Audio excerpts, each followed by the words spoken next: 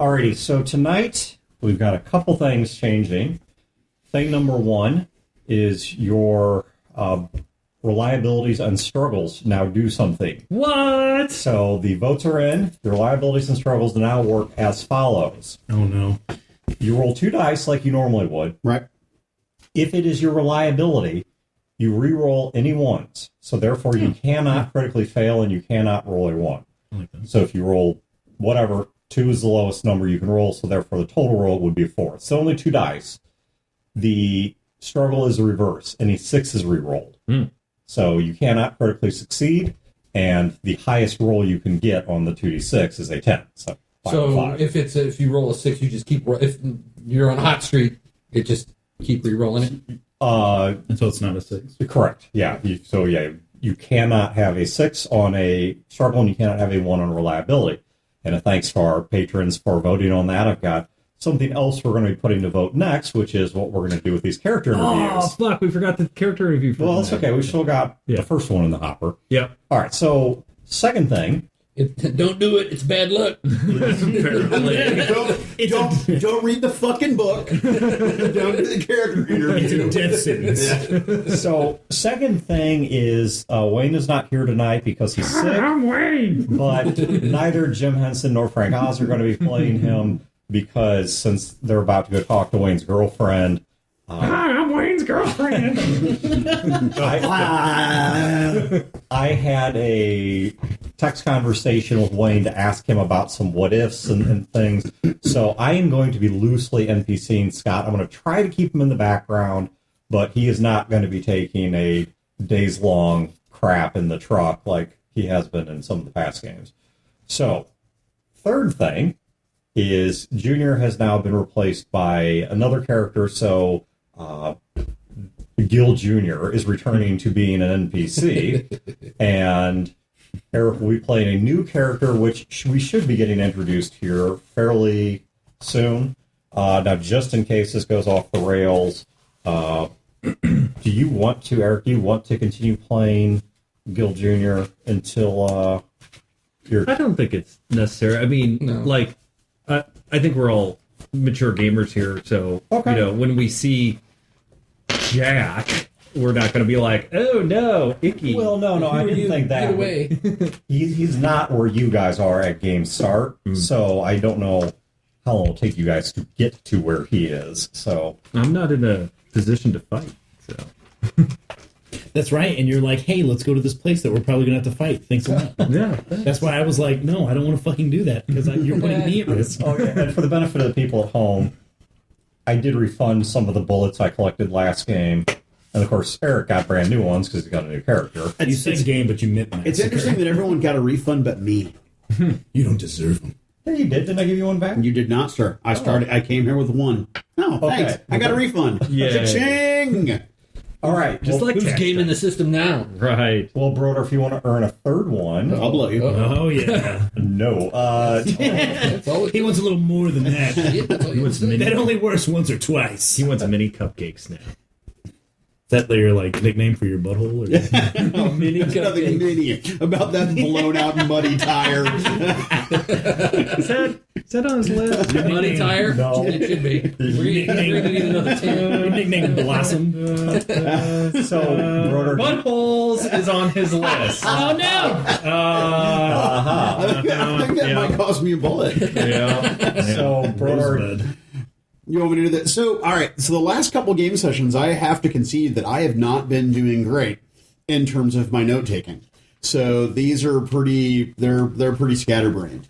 Last time Chad did the recap, I draw a little bullet on my notes and then write down who did the recap. Let's see. We were heading south to meet the Lizzies, and then Scotty Double V.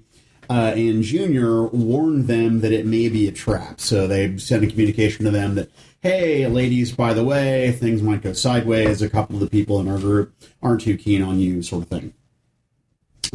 We passed some civilian traffic, actually, on our way south, including some Southern Army military patrols, but we are unmolested. Let's see. The boys bugged the shit out of me, and Gil makes Tony pull over so I could take a walk, and They rode me like a rented mule last game. It was pretty irritating, and I'm starting to go a little stir crazy. Components. Oh, fuck me, man. Hey, Gil stood up for you. Yeah, starting to get a little stir crazy. Because none of these assholes has had a real relationship with a real woman. I was married for years. Kids. Fucking kids. So there's a lot of good RP and a lot of banter inside the truck and a lot of bothering Marlene. In fact, Junior even had a note before Junior got clipped that, a memo to shit on Marlene. Any which way, so Gil's actually really cool to Marlene, and we go on this little hike. And we see this little town, or this little cluster of buildings. Actually, town's probably a misnomer. And we end up talking to this hick, and this hick's like, "Oh yeah, there's a goddamn town not too far from here. They got like a factory. It's probably been looted the shit out of, but you should go there and get one of your friends killed." So we were like, "Fuck, that sounds great. Let's go there and get one of our friends killed." Right? So we're like, maybe that was verbatim exactly the conversation. Yeah. So we talked to this hick, and we're looking for actually motorcycle parts because in a previous episode, Marlene had slashed Gil's tires on his truck, on his motorcycle, because he was being a prick and she was being a cunt. So anyway, but it improved their relationship. It did for sure. So we said, yeah, let's go take this detour. Now, what we don't know is that we knew that there were operatives that are hunting people down from the space station, right? Mm-hmm. And we knew that that they had been in the area, but we didn't have any firm leads on where they might be. So any which way, we go to this town. We head to a nearby town with an old auto factory that we can scavenge. Now, it had been looted countless times before that, but we're like, fuck it, we'll go in and we'll take a look. And it was on the way. Yeah, exactly right. So anyway, we're dooting around inside this factory, and yes, sir. I had left. Where did you go? Tony and I were having a shopping spree. Yeah. Oh, that's right. Yes. Best date ever. So Scotty Double V, Gil, Junior, and Marlene go to scavenge, where you two had a date and you went and held hands. It was fantastic. Yeah, you did all sorts of cool stuff, and Tony was great. I don't know, why are you sniffing it? Why aren't you? Why don't you? You know what kind of brand you're wearing. It's like tasting a booger. You just look at it. So that's right. I'm sorry. So yeah. So Dr. Poe and Tony go shopping to do their thing, and they're off having a good time. And the rest of us are in the abandoned auto factory looking around, and I rock a notice check or a perception roll, and I see somebody up on the catwalks up above who has a relatively high-tech sniper or high-tech assault rifle, and puts his finger up to his mouth and shushes me. So I step back and I put my hands up. So then Junior comes over in plain view and gives me the deadly high 10, and he slaps both my hands like a smartass. This is after he had condescended me. Let that be a lesson to everyone. So guy on catwalk freaking opens fire and damn near blows Junior's leg off, and shit hits the fan. Firefight, guns, fighting, blah, blah, blah, blah, blah, blah, blah. You two share a lovely Chianti. Meanwhile... Tasting the local cheeses. The local schmegma. What kind of wine goes with schmegma? Anyway. Right. Any.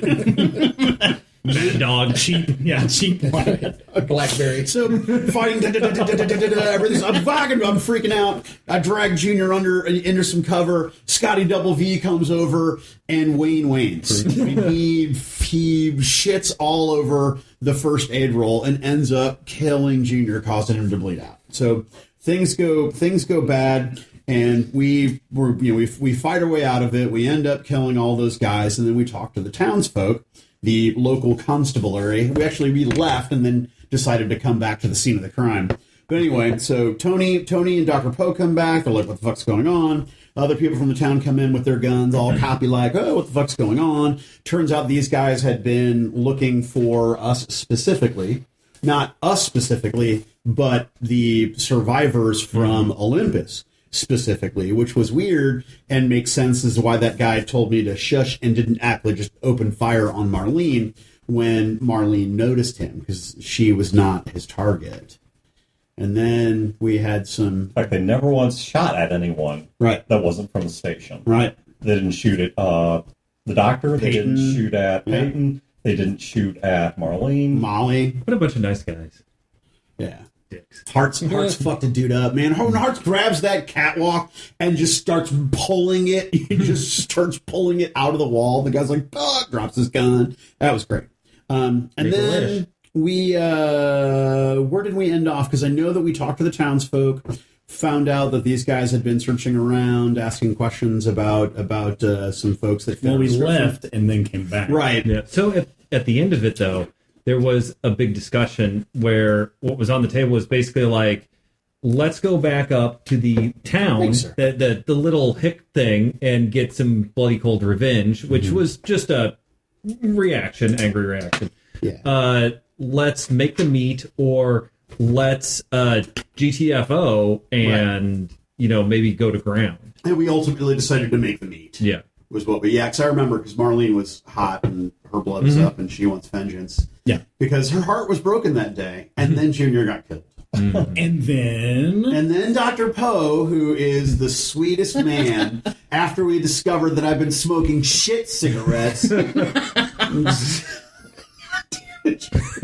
fecal parliaments. That's exactly the brand I'm thinking. It's organic. Fecal parliaments. Dr. Poe gave me real tobacco and a pipe and papers and all of the appropriate kit that I would need, and I put it on my character sheet with a little heart. Yeah. And that's why Junior died. Yeah. Because I was doing something nice. You're never gonna make that mistake again. Are you I'm gonna do it more often. Are you kidding? Every time I smoke an unfiltered Poe, I'm just gonna be like, "Fuck you, Junior." Man, that's a smooth Poe right there. Poe. I like filterless pose. Yeah. I like smoking down Poe. Poe raw dogs. Poe menthol. All right, so the wounds at the table is, I think it's just Chad. Your right arm is all screwed up. I think you have a minor head wound. So Scott had some messed up shit too. Yeah, we carried each other out. Wayne's sheet. I think his arm was super fucked up. I got no, he has Right arm. he has a moderate injury to the right arm. what's his level? 6? Level 6 right arm injury. I've got not to play horrible Olympics here. Right arm level 7, right arm level 4. So I have 2 separate right arm injuries, and head level 2. Okay. So I am. But they're healing. You like that armpit? That smell good, buddy? You like that? Yeah, he was all up in mine. My agility is 1. Yeah, I'm taking hits to 3 different stats right now. Oh God, yeah.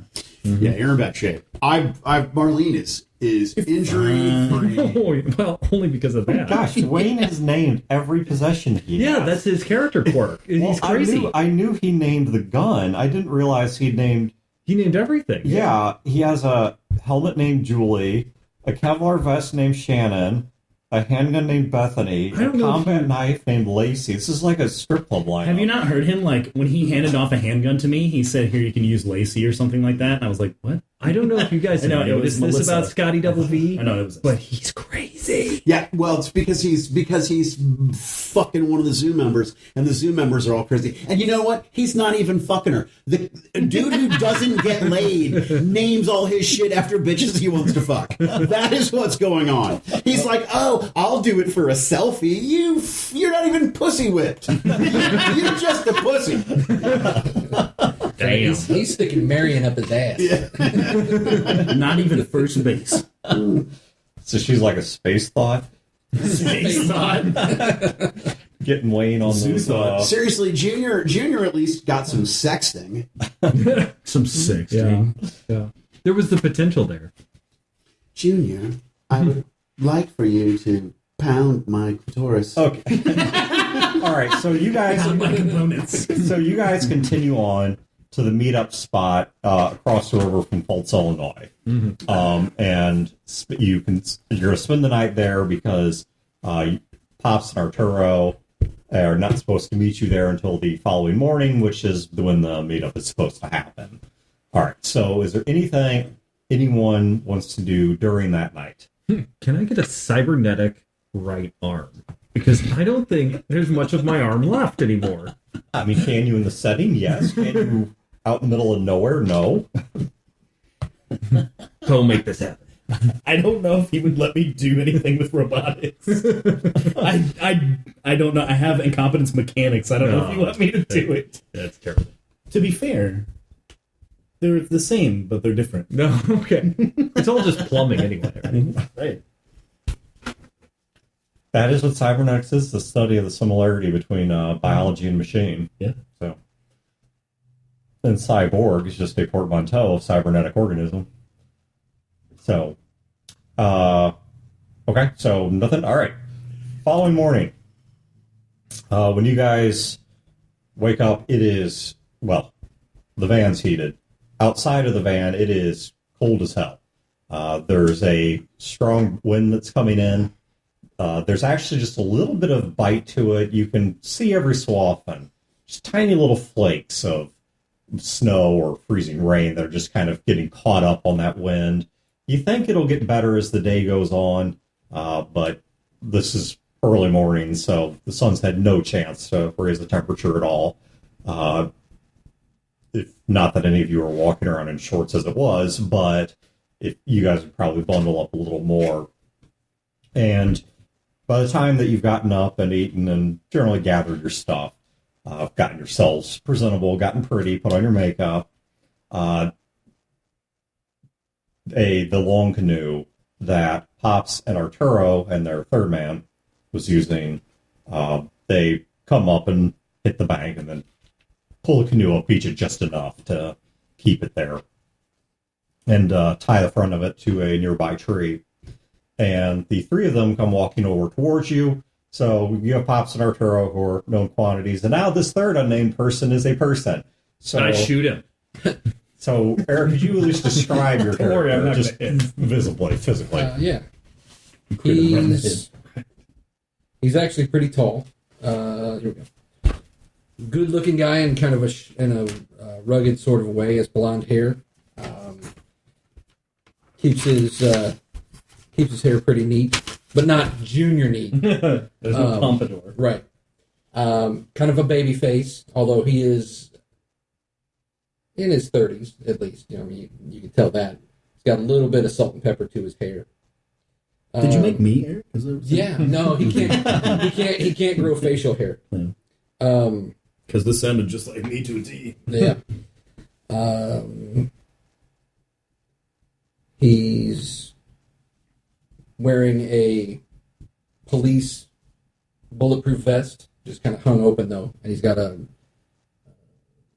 flannel shirt underneath, buttoned all the way up, blue jeans, work boots, kind of an average-looking Jew. Average-looking Joe. Wait, what? Average-looking Joe. How specific? So we're going to keep track of Shabbos, huh? I roll on Shabbos. Friday night to Saturday night. This guy's going to be used to this. What day is it? Oh my god. Average. That was a beautiful slip of the tongue. This is just 6 foot plus, blonde, blue eyed, beautiful Jew. Wow. Okay, so Well, now that we have all the relevant facts about it. all right. So all right. The setup is that the canoe is going to be taken out to the middle of the river, which is where the meetup is going to take place. Okay, so at least one of the three sisters is going to meet you guys out there, boat to boat, then you guys will have your talk. All right, so my question is outside of, I'll handle some character. All right, so Pop says to you guys, all right, sounds like these three crazy bitches want to meet you Slow down, this guy. out on the out on the river. One of us is going to take you out there. They're going to bring up a boat. We moor the boat so you guys have your little powwow. And hopefully then you'll be in seeing sense and we can start talking about doing things the right way. So, which you dumbasses is going on this boat? That would be me. And Gil is standing there. He's got his coat on, but his right arm is in a sling. Mm-hmm. And, obviously not, the coat is over him. And he's right-handed, and he has his gun in his holster on his right hand, and he can't even draw it because his arm's in a sling. And he is looking rough, like really rough. So I'm going over. I mean, somebody's got to keep an eye on Gil, so I'll go. I was already going to be there. Oh, you two are so What kind of sweet. holster do you have? Who's going to carry you bags? I was thinking it's like an open holster, but with a safety strap on it. So, because Junior was able to come up right behind me and just pull it out. So it can't be a 3-point because Right. a 3-point wouldn't. Yeah, and it's like off his belt. Okay, so it's not like it's not like a Wild West. No. Yeah. All right, so Marlene goes over to Gil's, because I'm assuming it's just a class 1 that, clips to the inside of your pants or your belt or No, whatever. it's not a concealable one. It's Okay. it's on the outside. Sure. All right. Well, I'm going to undo it. I'm just going to come over and undo it for you and move it over so it is accessible to your left hand. I'm going to shoot myself with my with my left hand. You'll be better than I would with my primary hand. All right. Do you know how to use a gun? I do. He takes his gun out and hands it to you. You said you were going to watch me. Shouldn't I use this and then I just have a knife fall out of my sleeve and into my hand? You've got 57 of those if all 6 shots run out. I have 17 of these.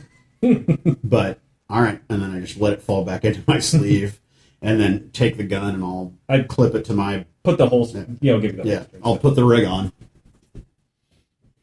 Unless they're going to seize me with a gun, but actually, it's not that bad. I just have to reroll 6s. Jack, they want a neutral party. I look behind me. That's you. Shit. Arturo and I got too much history with one of them. Not these 3, different one. But he ain't that different. Like a lineup of assholes. When you get down close, they're different. But not different in any way that matters. They all smell the same, huh? So, I can't imagine they're going to like seeing either of us. So, you want to handle the boat? I can. I look over at Arturo. He nods. All right. Well, hi. I'm Gil. Gil. Jack. Nice to meet you. Marlene, Man. Dr. Poe, Scotty Double B. Y'all looking kind of fucked up. You all right? No. Not even a little bit. My tummy kind of hurts. I had a little too much. Kettle corn. You should have seen how much cotton candy he ate. Okay. Never had it before.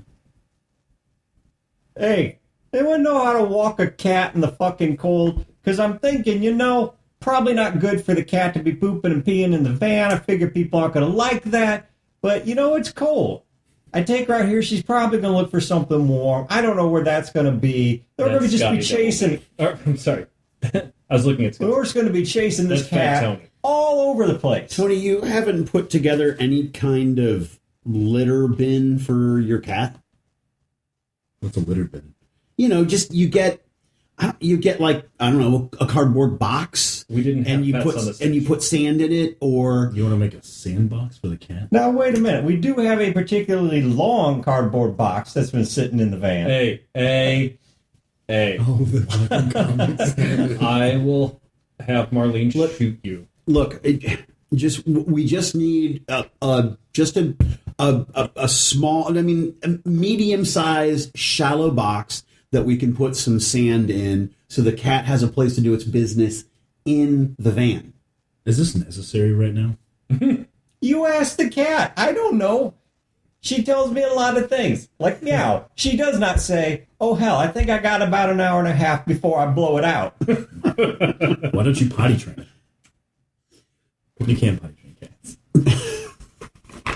Potty training a cat is kind of like trying to housebreak Gil. Marlene, Why do you think his parents are dead? Are they? Fat Tony is on a rampage. Look, Marlene, you remember when you first came to the group and I had to apologize for everyone? Mhm. Jack, I'm really sorry. I got pulled for this duty. It's not the best. How dangerous are these ladies? Oh, she's only about yay long. She's fully clawed, but I mean, Gil just stands there with his hand on his face, massaging his temple. I mean, really, I don't think you're in any danger. They're a bit. They'll kill you. Yeah, they're dangerous, Okay. but they're fucking whack jobs. they're Whoa, Scotty, careful. So they're dangerous and they're crazy. they're really smart. Okay. They're very capable, highly trained, but a little soft in the head. Professional cock teases. Scotty. Right, Scotty? Interesting. Okay. No, I'm totally getting at it. Everybody knows selfies third base. Oh my god, the selfie's third base. Oh my god. Tinder only has 3 chicks on it, they all look alike. So yeah, they're out there, but Okay. So what's the purpose of this, if you don't mind me asking? Gil, you're up. Oh shit. Gil takes his hand off. What? Jack wants to know why we're meeting. Is it relevant? If it's not relevant, you don't have to tell me. I like this guy. Jack, some folk believe a bad idea is a bad idea when you tell them it's a bad idea. Some folk got to go see it for themselves. These are some folk. He ain't wrong. We're being And that's why you picked me for this detail. Well, I ain't going to lie, but I ain't going to tell you the truth. Yeah. That sounds about right. we're being hunted. We have a price on our head. We don't know who's hunting us. We don't know what the price is, and we don't know who put the price there. There's a lot of weird shit that has happened. In addition to that, we need answers before we can make moves.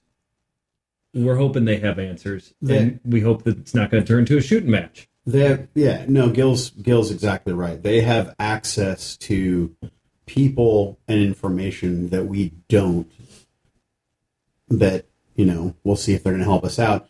And Scott over here is romantically involved with one of them. If you can call it that. What? Just laying her pipe, then why don't you just talk to her afterwards? No. He hasn't even got the deed to lay pipe yet. I will only play Scott where necessary. Just imagine a Wayne level zinger, which is kind of probably a C+. The way I'm imagining it is every single one of these snipes at Scotty, he goes to do some violence to the person. One of us holds him back, and Wayne blows the roll. Yeah, okay, we'll just assume that, yeah. So Wayne's in traction. Yeah, so I don't know Pops very well at all. Well, everything you were saying about those ladies can apply to Pops. All right. So Including Scotty. has he talked to you about the Just as zoo, much from Pops as he's about people with weird animal names? Just some basic stuff Okay. that can't be trusted. They're all full of shit. So these three women are all named after different, gecko, and they're all named after different lizards. Yeah. So I call them the Lizzies. Mm-hmm. And they're members of whatever organization those other people that Pops is, Pops, untrusting of. what's your problem with these Lizzies? Because we're going to go over talking to them. Jack's going to be there too. Might as well. My problem ain't with them. My problem's with a different one of them. Yeah. Go ahead. Why don't you talk to them? When you come back, I'll tell you all about my problems with them, because by then I think you're going to have your own problems with them. That's fair. Is there anything you want us to ask, talk, Nope. to, get from them? Nope. Say hi to him. If they ask if you're over here, should we say yes, no? Oh, We're not going to bring it up. I'll be sitting right here. I'm sure they already know. That's fair. I have no doubt they're probably watching this already. Well, appreciate it. Are we expecting trouble? I mean, do I need to grab my helmet? He looks down at himself. His jacket still has his blood on it, and Scotty's, and Junior's. And he's like, You want a poncho? you don't? Yeah, I can go off the boat. You're going out to the middle of the river, not drinking soup. What do you need a helmet for? Poncho. It's like a serape. I just got my helmet in the boat, Pops. Damn. Well, listen, why don't you go get your helmet? I gotta talk to the doctor here. Have a little medical consultation. Okay. Anything else we need? I don't know, you praying, man? On occasion. That would be a good time to start. I look at Pops. Like, really? Yeah, Pops pulls you, Jack, aside and says, There's a lot of real game going on, by the way. so I'm going to tell it to you straight. Yeah. This is a really bad idea. These aren't the kind of folk that anyone should be talking to. So this meeting really shouldn't be happening. Okay. But these people they're talking to, in my experience, are manipulators. They play long games. You're not real likely to get shot at unless one of these dumbasses starts the shooting. But, I mean, that could happen. What I would recommend, you're not on their radar. Right. That's where you want to be. Okay. Unknown. Keep it that way. So keep my fucking mouth shut is what you're saying. Yeah, I'm just saying at least, keep your fucking mouth shut. Right. And make sure that these people don't do nothing too stupid. I would like them back here. Because those friends of mine down in Cape, I'm still hoping that they can be some use digging them out of the shit they're in. So getting them back to this shore alive would be appreciated. This is a private conversation. Yes. Yeah. Okay. All right. And then I look over my shoulder and I go, all of them? Or just a couple of them? Well, most of them. Okay. Enough of them that they can make a decision and not just sit there boo-hooing like a bunch of rabbits. All right. Then I look back at him. The one guy looks like he can shoot. The rest of them, they don't look like they can shoot much. Well, good. That means they won't start shit.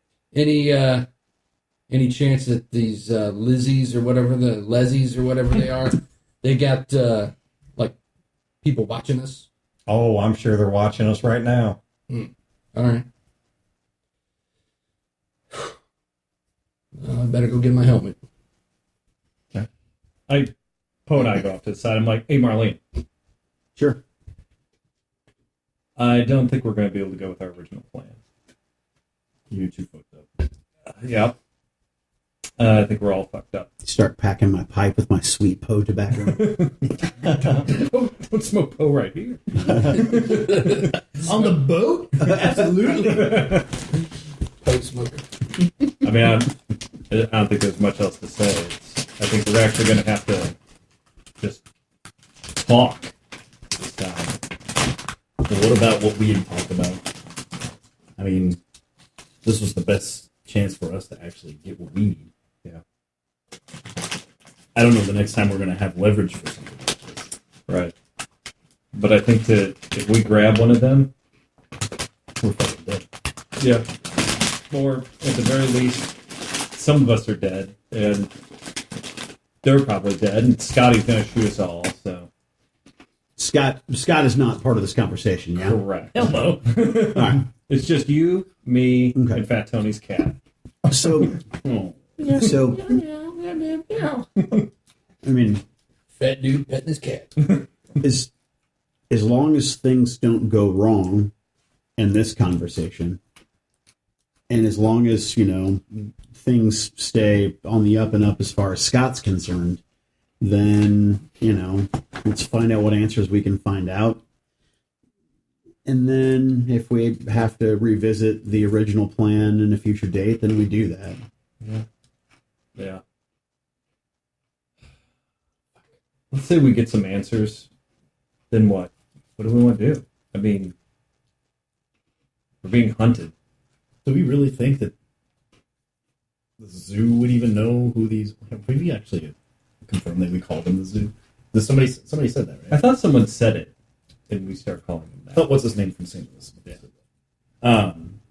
Do we really think that these girls know anything about the price on our head? Well, they either know an equal to or more amount of information than we have. What do you think they're going to do with Junior did? They seem to take a liking to him already anyway. I don't know. We didn't kill him. I'm hoping that that's going to be our new leverage. I'm hoping that they had a thing for Junior, maybe not like Scotty, but I'm hoping that they have a thing for Junior, and we could just go to him and say, hey, we didn't want him dead either. We fought over him. Now that he's dead, tell us his fucking story. And we can get some information that way. Yeah. I don't know. I'm worried that they're going to retaliate. Because what do they need us for now? Yeah. Well, I mean, if they're the ones who are after us, why would they send those ding-dongs? Well, I figured they would have killed us by now if that was them. Yeah. I mean, we're meeting one. There's three. I'm sure that there's one of them has a sniper rifle right on us right now. I wouldn't put it past them. So we talk. I think we play the Junior angle. See what they want. They're going to want something from us, I'm sure. Or they're going to act real fucking weird to throw us off. God damn it. Even in death, he's a thorn in our side.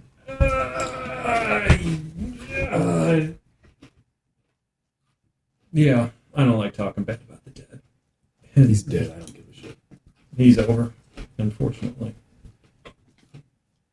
Maybe for the best. I don't know. Anyway. I got a split fucking headache right now. You want to bowl for that? Yeah, no, I probably should. Deep role playing. Game master. Drink. Chomp. That's part of the real gaming experience. We ever had video cameras, this will have to stop. Well, let's just go and play it by ear. I think it's the only play. Mm-hmm. To be honest, should we even bother with guns then? Because, I mean, if they've got somebody trained on us, there's nothing really we're going to be able to do. I mean, maybe it's a show of faith if we don't. Yeah. I mean, are you wanting a shootout? No, not anymore. I mean, if one breaks out here, I don't think we survive it anyway. Right. No, let's keep our guns on them. We'll just pretend like nothing's going on. Okay. Give them the news about Junior, see what their reaction is. See what we can play off of that. Let's do it. All right. Okay, so 6 of you, 5 of you. So yeah, 5 of you. Yeah, Scotty, Marlene, Poe, Gil, And Mr. Hoff. Jack. Yeah. Fat Tony's cat. Fat Tony's cat and his cat Mac. And Blue. And who? Blue. Oh, Blue. I think you said Lou. I'm like, who? Blue. Lube. All right, so I'll... Can your bird, like, circle and find somebody who was something? And do what?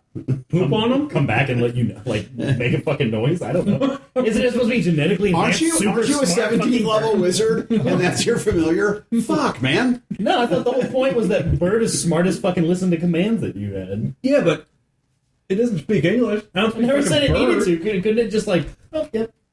I don't know if you noticed this, but it just kind of squawks.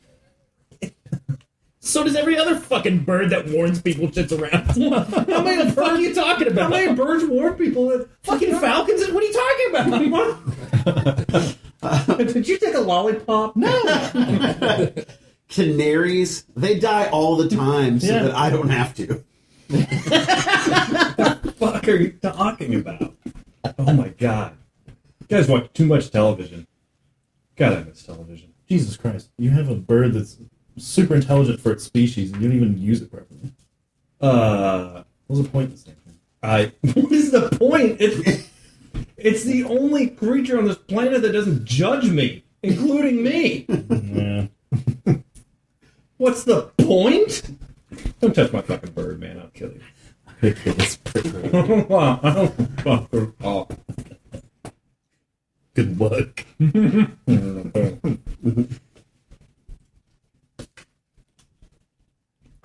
So, I go over to the boat. Okay. So, Blue's on my shoulder. I'm glaring at this. Shit. Tony is working on a litter box along with the doctor. Okay, Jack, I'll assume you take the... Take the helm. Yeah. Yeah. Okay. I look at Tony. I say, I was raised on a farm. Cats will just go outside. You don't have to do any of that stuff. Even when it's this cold? Yeah. Well, I'll be damned. Cats think everything. I mean, if it's frozen. For me, if it's cold outside and I got to take a dump, I'm like, how am I going to do this? I got to shit in the cold. And there's plans, like where am I going to put the hole? Which tree do I get behind so the wind doesn't hit me right there, What am I going to wipe my ass with? Do I want to pull my pants down all the way when it's this cold? But this cat already, it's just got this figured out. It's fucking brilliant. I assume you're just ignoring him. Yeah. Then again, if you're keeping it cooped up, it's probably already found a place to shit in your vehicle. And you're not going to train it any more than... So you might as well just let it go. You mean like let it go in the wild? No, let it go wherever it goes. It's been shitting. That's not going to work out. All right. This cat is a valued family member. Okay. I don't know about value. It's a valued family member. He just fucking brought it home one day. These women that you're meeting, do they have pets too? Or are they called the zoo and you're the only motherfuckers with any animals? That's the upper hand that we have. You see, That's good. we have actual animals. We don't just have the names. Now, we do have names, all right? So, right now, you are part of the Flaming Sharks. Come again? You know what a shark is? Like big old fucking shark in the sea. Like, I know this is not the sea. Right. And there aren't river sharks, are there? No, they're not river really. sharks. Okay. No. So, you know like those big old fucking sharks out in the sea? Yes. Where'd you land? I've seen pictures. Can you imagine? It'd be pretty horrifying to run into one of those, right? Yeah. Okay. Now, what would make it more horrifying? If they were on fire. That if they were on fire. Right. You see? You've got a bright future, young man. You've got a bright fucking future. I don't know what you do, but you're going to do it well. I turn around and I just, as I'm piloting the boat, I turn around and I look to where Pops and Arturo are. Motherfuckers. You see, if you saw a shark coming at you, you'd already be like, oh shit. And it's also on fire. You're like, nope, I am done here. Tony's going to talk his ear off. Tony, Don't worry, we got 4 more hours. Actually, how I'm picturing this occurred, Tony wasn't even on the boat. How I'm picturing this occurred, because in my mind, he wasn't on the boat. When Jack started talking to him, I'm guessing you guys were probably pushing off. Mm-hmm. He asked him something about the cat. Now Tony just steps on the boat and continues the conversation. Well, hold on. Let me get your opinion on this. all right, I'm gonna stand at the rail of the boat and I'm gonna light a match. I'm like, Tony, this is a shark, and then I drop it in the water. Flaming shark doesn't work. You know why it didn't work? Number one, that was not a shark. That was a match. And you wasted a perfectly good match, which is stupid. You have never seen a shark waste a match, I guarantee it. Number two, Jesus Christ. where is our flaming shark? Huh? Come on. It's like the 45th president. It's amazing. It's like, you've never seen a shark waste a match. Unbelievable. Where is our flaming shark? Jesus Christ, Tony, it's the stupidest thing. Where is our flaming shark? Just say it's on land, Marlene. It's on. It's on the side of our van, which is where? Is that underwater? It could be. It better not be. Sharks can't live outside of water. Sharks can't live on fire. Fire doesn't burn in the water. I don't know about that. Oh my God! Neither of them can prove their point. It's just going to be a mystery. This is the best. See, this is why. Tony so much. Jack, this is why I didn't stay married, because all women do is they just tell you no. You dream big, you think big, you see the possibilities. Women are always like shooting it down, criticizing. With the truth. I don't know about that. Yeah, Agree to disagree. or Tony, maybe you're not married because your ideas are stupid. Well, that's not going to stop somebody from getting married. Which one of us has all their teeth and a lot of money? Starts running his tongue along his teeth. Oh, no, My no, ideas that one. have clearly proven to be good ones. Okay. I've been kicked off of more space stations than you've been on. Okay, that's funny.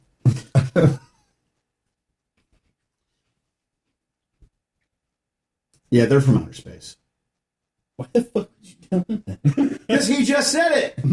Yeah, but he's crazy and nobody believes him. Nobody now you just let it creep. Marlene, what the fuck? Oh, a flaming shark's far-fetched, but he's from outer space is plausible the first time it's fucking said. Yeah. Yes. Yeah. You see how they selectively believe whatever it is they want? How does she actually know I'm from outer space? Huh? You ever been to outer space? No. Has anyone ever been to New York? Well, I mean, somebody has. I have not personally been to New York. No. I have pointed at it many times and said, look, that is New York. Yeah. Look, that is where New York used to be. His accent says otherwise. I'm going to the other side of the boat. It's a small It's a long canoe. The boat's I'm like turning my back on Tony. there's not a whole lot. Literally just turning around. This conversation is over. At least my participation is concluded. You know how worked up he gets. Why the hell are you even pushing him? Jesus. So, Jack, if that's all you know about cats, you can go ahead and take me back to the shore. We're halfway there. Yeah, you're going to stay here and watch What? the boat. I thought I was just in for the cat tour portion of this river parade. Well, you're in for the long haul now, bud. Well, damn it.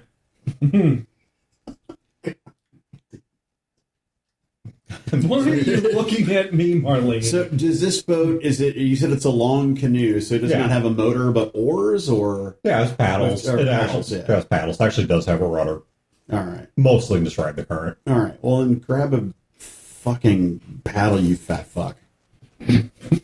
Me? No, Tony. Wow. I'm fat, I'm svelte. No, you're crippled. You can't because you've got a fucking bum wing. You can't paddle. I'm going to ride that for a long time. There was no need to get personal. that is pretty cold, man. You know he's sensitive about his weight. Right. I mean, we all have our flaws, but he's trying to work on it. I struggle. My diet's very high in carbohydrates. I mean, it's all we have. Ever since we ate the last of that horse. Oh my god. There are a lot of noodles in what I eat. There are. There are primarily noodles in what he eats. All right, I reach under my my coat, pull out my flask, take a nip, and I hand it over. I wouldn't share that with anybody. I would just drink it all. Oh, but I'll definitely take one. Then I'll offer you some, smoking pipe because it's got tobacco in it. All right. yeah, Yeah, Dr. Poe got this for me. that's a good cut. It's very kind of him. I think maybe 2 swigs. All right.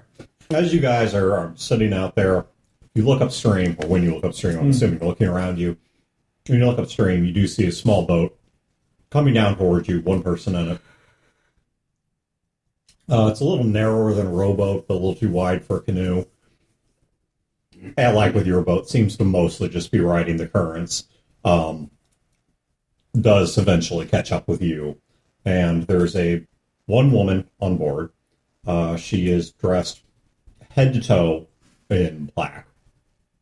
Black combat boots, black pants. Has a very heavy black overcoat on, black gloves, black hood pulled up. Under that hood, just stark white face, white hair, and she has a set of those goggles on. So the set of like industrial or not industrial, but technological, electronic-looking goggles that have red lenses over the eyes. Are we supposed to meet in the middle of the water, or are we meeting? Yeah. Okay. So I tell her to throw me a rope. Okay, she throws a rope over, and I'll pull it over, and as we get close, I look in and, you depressed, baby? She gives you an obvious. Am I what? Never mind. He said, "Oh my God." Are you depressed, baby? Then I'll just sit down. Let these guys do their thing. All right. I'll just, if we're supposed to like try and maintain try and stay, then I'll handle the tiller. But other than that, I'll just kind of because right now your boat is in terms of navigation, the dominant ship. Hers is, I mean, not that your canoe's monstrous, but it's substantially bigger than hers is. I look at her. Junior's dead. I know. Wait, what do you mean? I mean, I know. And how would you know? Emma told me. God. She's angry, you know. Profoundly angry. I'm sure she is. So, you called the meeting. What is it you want?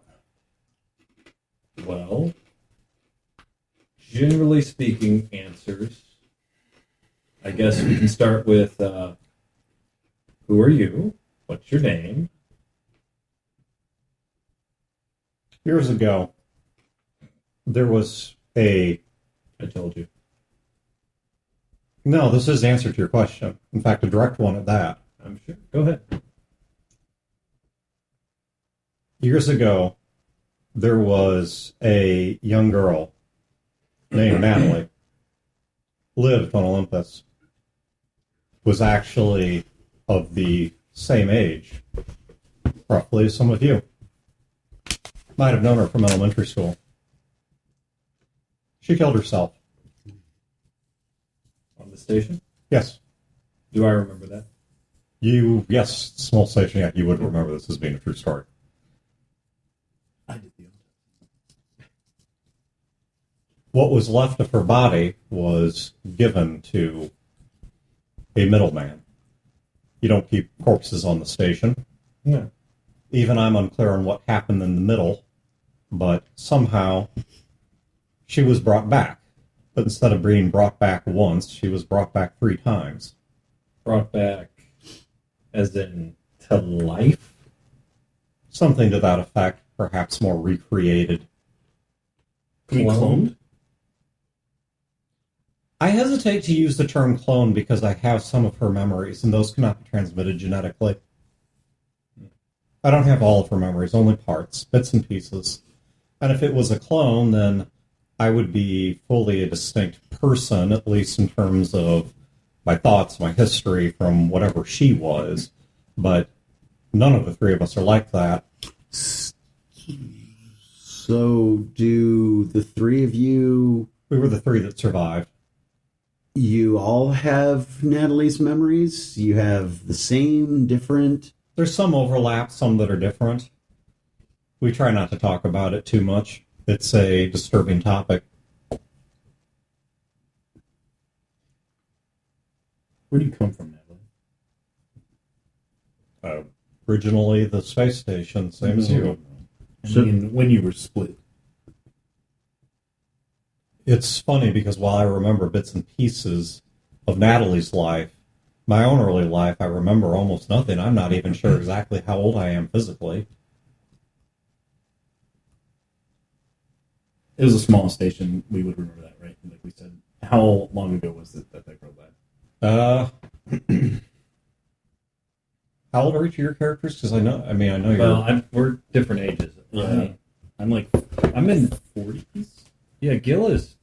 How old? Because 40s. how old is Scott? He's 29? 29. 29. Yeah, and I think Scott was the one who was in class with one, or was that his previous character? Because one of Dwayne's two characters was actually knew the original girl. And I can't remember if it was Scott or his prior character. Yeah.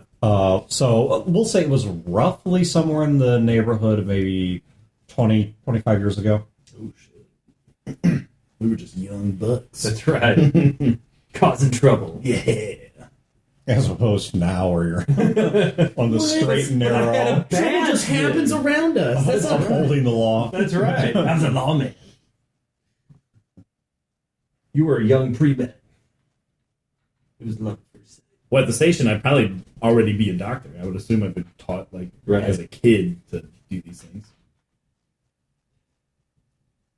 Who do you work for, and what do they want with us, if anything?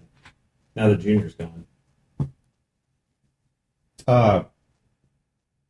Which order would you like those questions answered in? Who do you work for?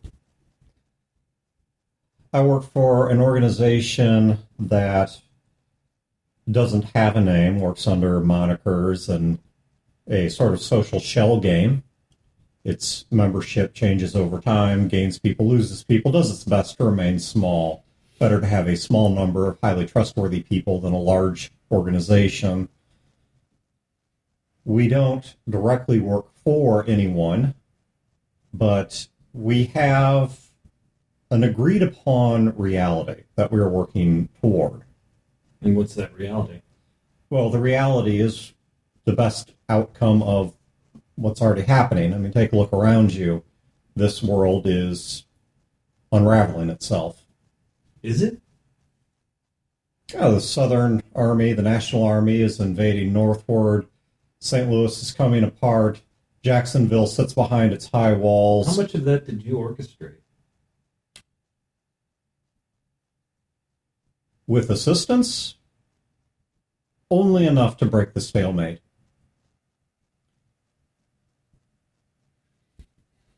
Damn it, I wish Lee was here. Why? Better sooner than later. But what do you get out of it?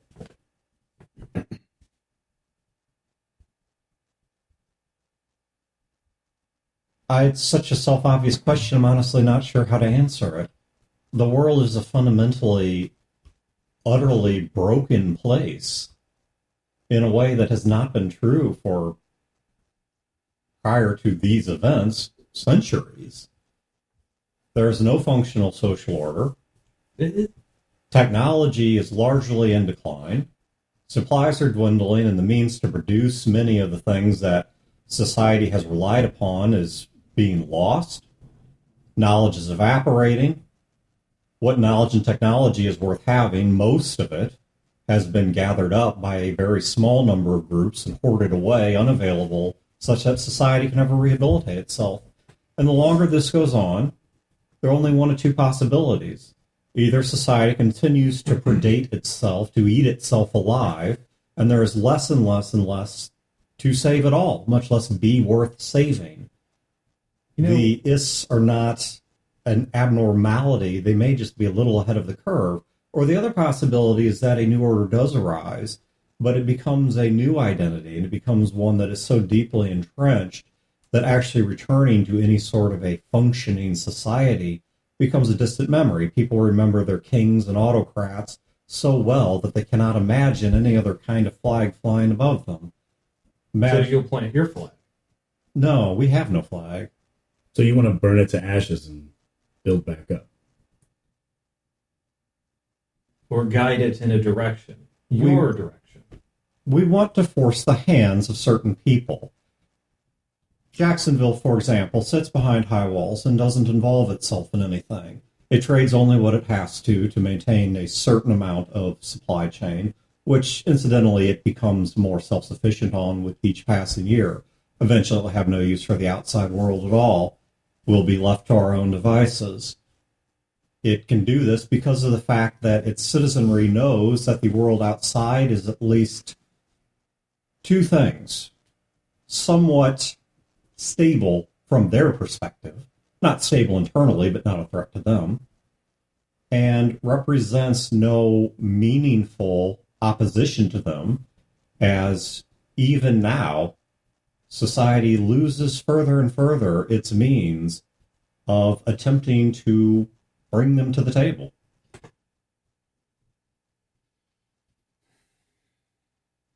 We were up in Chicago, and it was bad. Like, real bad. Like, everything you're saying is true, and I agree with you bad. In fact, I would even go so far as to say you're not even going far enough. It was that bad. It was a horror show. And we've gone from Chicago, and we've traveled to St. Louis, and then we've traveled down to here. And we've seen bad people, and we've seen good people. We've seen river trades. We've seen fairs in a city, in a town. We've seen communities come together. And those communities have infrastructure. They're building and growing. And what I see as well is a civil war going on and an invasion, correct me if I'm wrong, orchestrated by your group. Now, I'm not saying that St. Louis is good, nor am I saying that every single stop along the way from here to Chicago is good. Chicago is fucking horrible. St. Louis, they're a little scary, and definitely not what I would choose. But I don't see the decline into hell that you're talking about. It ain't roses. It isn't pretty. The world got fucking nuked. I see us crawling out. I didn't used to. But up there, looking down on all of this, I saw it. Took somebody to help me see it. But with her, I dreamed of leaving that safe, metal, ordered, perfect structure up there and come down here to this wild and untamed frontier. You people are trying to change and guide and make these moves and see these things happen for, as you say, good reasons. But have you ever thought about letting people actually succeed? Because they are. And they're failing. And you're not going to stop everybody from failing. And you shouldn't have a hand in everyone succeeding either. I think you both overestimate our involvement and underestimate your own. Do you have any idea what a destabilizing, destructive influence that all of you have been? I'm not sure I think that that's our fault. And Oh, not your fault. Perhaps I should give you some reminder of the experiments you were performing on the space station. Who were they benefiting? I would assume Jacksonville. They weren't. What experiments were you doing on the space Jill station? starts rubbing his temples again. He was performing a variety of medical and genetic experiments on the space station, the details of which were ultimately passed off to, I'm blanking on the name of it, were ultimately passed off through middlemen to Aurora. What's Aurora again? Let me walk you through some other things. The space station, which was serving as a staging ground for whatever is on Aurora, was supposed to be decommissioned and destroyed, which is why its people were evacuated. Why they opted to leave you there to die wasn't our decision, and I have no idea why.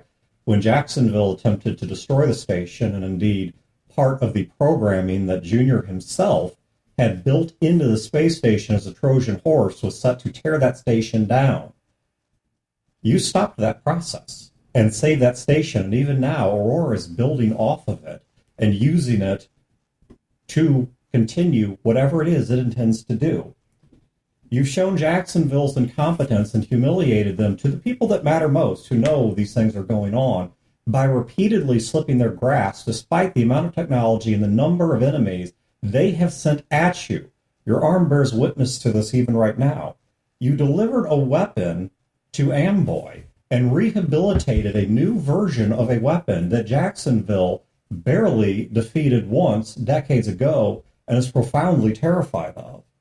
You crippled the ISS of Chicago by humiliating them in one of their own games and leaving their own leadership circles inconclusive, thus taking what was vaguely ordered high chaos and have now left it as complete chaos.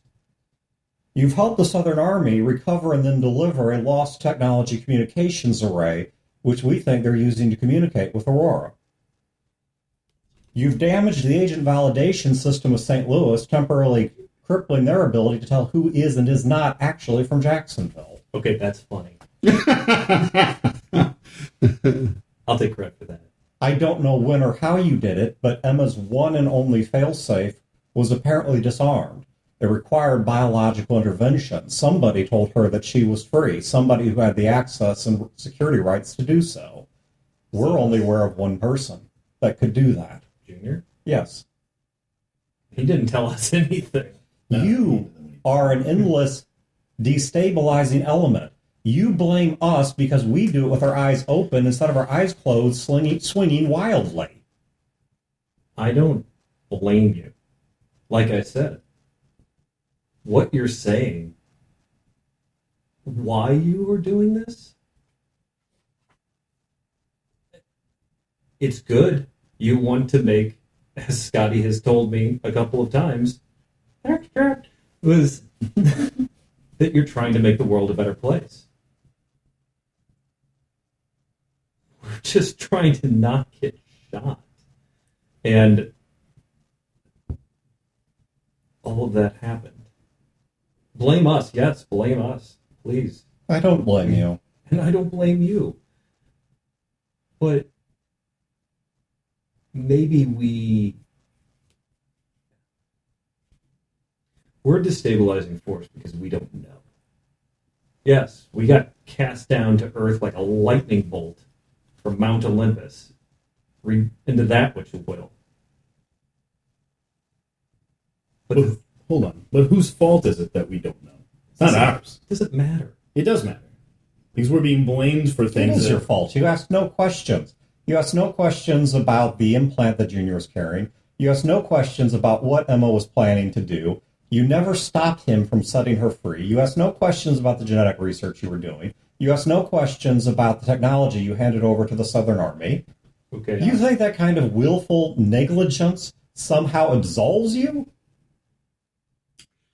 You injected 3 people having no idea what you were injecting them with. Yeah, that's pretty shitty, Doc. My family was at fucking risk, you stupid bitch! Your family is in the custody of Jacksonville. The corpse dresser never had them. I can't believe a word anyone fucking says with a name, some fucking lizard name, that rolled up to us on a fucking boat. Then why are we all of this having is nonsense. You want to sit here and blame us, yet you say, oh, I don't blame you for all of these things that have happened. But would these things have happened without us? Yeah, absolutely. They would have just found some other asshole to completely do it for us. All of this is total bullshit. This whole high and mighty, I'm trying to pull the strings to make everything work perfectly, is fucking nonsense. You're not going to change the fucking world. You're just going to kill innocent people and piss off a lot of ones who aren't even going to be bothered to even help someone. Jacksonville, you think you're going to do anything to Jacksonville? How far have you gone with that? How much has that helped you? Zilch. They're still in their castle down in fucking Florida. What's happened? Nothing. And then you want to say we're the cause of all of this? Fuck you. I never said you were the cause of all of it. I don't think you're the cause of directly any of it. That is not the conversation. But you cannot absolve yourself of the things you've done and pretend that the world is somehow a stable or stagnant place when you yourselves have been agents of change. I don't blame you because blame would imply a moral judgment. You getting all this, Jack? All I hear is a bunch of barking. Do you guys know what a finger four is? Is that when you... Does anyone who wrote or know what a finger four is? So, all right, if you put your hand up with just the four fingers, okay, you see the rough distance between your fingernails? It's a finger four is a plane formation. It's an airplane flying formation where they fly in roughly that spread. Mm-hmm. A finger four, you guys hear a low roar, and just a few hundred feet above the tree lines, a finger four of the what the heck are they? Plane models. Spitfires. You're not too far off. Very history. Is this the Baron? Is those St. Louis planes we saw? The bombers. Yeah, not the fighter jets, because they have a handful of fighter jets. Yeah, but they have those the same bombers that we saw when Mr. What's his name? Yeah, I forget what they're called. Winslow. When Mr. Winslow picked us up in his car.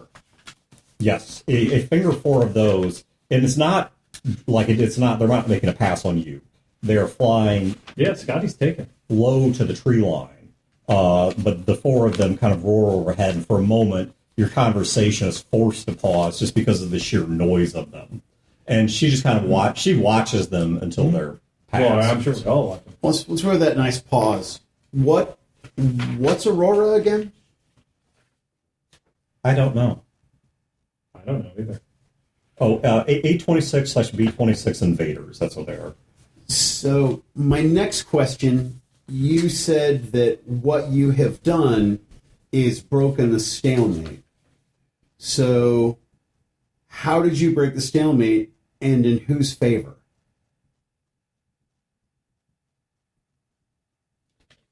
There are only two kinds of people in the world that are highly manipulable. Those with extreme morality and those with no morality.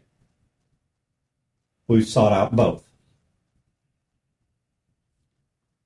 As for whose we've broken it in favor of, quite frankly, it doesn't matter.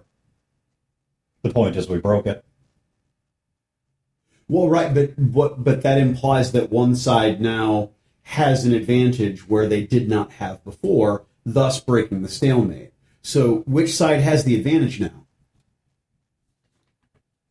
The side that is attacking St. Louis now has the advantage. All right. Who's attacking St. Louis? That Southern Army? The National Army is attacking them, and also, this was not our doing. There's another group, not too different from yours, who has been, quite frankly, even more destabilizing. And among their list of accomplishments is one of them has managed to unite the Carver clan, which is no insignificant force, and for some reason is rallying them in a unified attack against an already embattled St. Louis. Their leaders came close, they being St. Louis, their leadership came close to dying, which would have forced a chain of succession. They would have survived it, but it would have united them.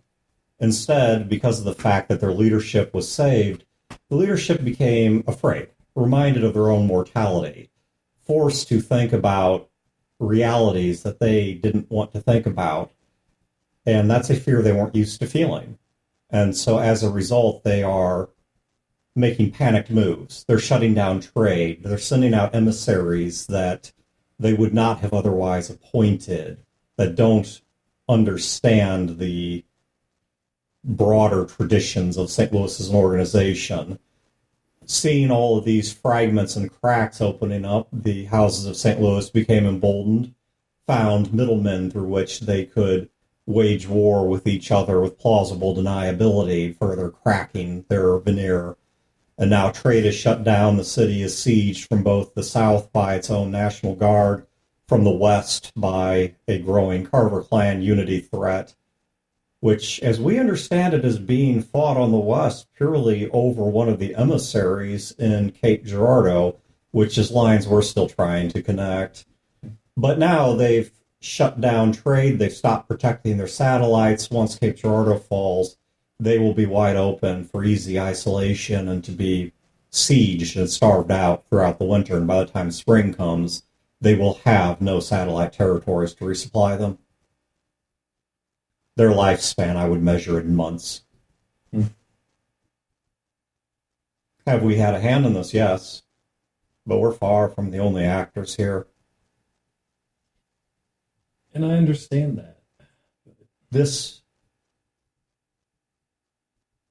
human history is not a gentle current. It's full of waves and undertows. That's inevitable. If you think you can sit in a world like this and merely sit out a conflict in a life of peace, either you don't know how to do it, or deep down you don't want to do it. I think that most people don't want to do it. We came through a town that was having a market day. Your outside influences, and I'm not saying you, I'm just saying your situation, us, our situation, this whole giant turd sandwich that we're part of, rolled into town and shot it up. None of those people wanted that. Luckily, none of them were killed. One of ours was killed, but it could have easily gone a different way. Hell, Marlene's town was destroyed by this grand chess game that you're playing. And I'm not saying you did it, but the world was destroyed. What you call stagnation, I call time for healing. Does a wound heal the exact way we want it to? Not necessarily. But you have to let it heal. If you want to use a metaphor, sometimes a second surgery is necessary. Infections have to be open to the air. Damage has to be excised. That's true. But sometimes it doesn't. And none of the people in that town got to decide any of that. They just got blown up. Then history is granting you a unique situation. You get to decide. What do we get to decide? Who are you going to be in all of this? Who do you want us to be?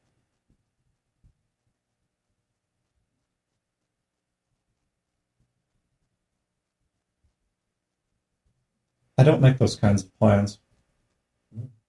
If you're looking for some kind of ultimatum or some kind of job offer, there isn't one. No. I'm just going to tell you, sitting right here, history is offering you unique opportunity where you get to decide what you do. You see, because that's the difference between us, is you feel you can't do anything except what you're told, programmed, ordered, I don't know. But we can. And what I want, what old Gil wants here, is old Gil just wants people like you stop manipulating his friends. Because those games, they've got 2 of Gil's friends killed. And a whole town blown up. All for your chess game. Fuck your chess game. Fuck your new world. It isn't better off. It's worse. Tell that to Junior. Whatever smart shit you're about to say, tell it to Boone. Tell it to all those people that I treated like shit in that town, but took care of us anyway. You tell that old man playing chess. Jacksonville's making fumbling attempts to kill you because you were supposed to die on that space station or be passed into their custody. But instead, you rose up and did neither. Why? What is so unique about us? I don't understand. We're just a bunch of prisoners with a shitty past that ended up in a shitty situation. Who know quite a bit about tactically important genetic and medical technologies and an artificial intelligence that, as I told you before, Jacksonville barely beat in its first iteration, and it is now more sophisticated than it was before. And this time, nobody knows what it wants. So if you're I was worried, unconscious through all that. I don't know anything about artificial intelligence. if you were worried about that the first time, why not just kill Junior to begin with? Because I wasn't worried about him. No, I told you Jacksonville. The corpse dresser lied to you because he thought he could curry their favor by getting you to complete experiments and or kill the other people from the space station. Did you know that when we went in? The individuals that are hunting you right now... Did you know that when we went in? Some of this, yes, some of this, Then no. why didn't you tell us? We wouldn't have gone in. Or we would have gone in harder. Did Scott know? No, I don't think Scott did know any of this. Okay. Scott was pretty silent, take orders for selfies type.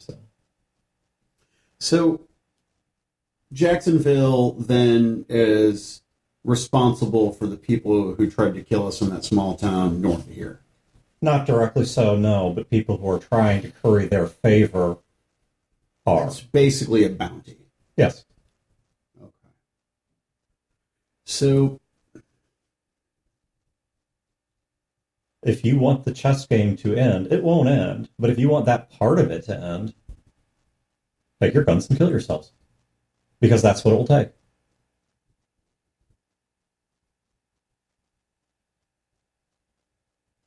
I told you, nobody kills over Gil but Gil. The game will still continue being played. The stakes will still be the same. And you're definitely not going to stop. And whoever owns you isn't going to stop. okay.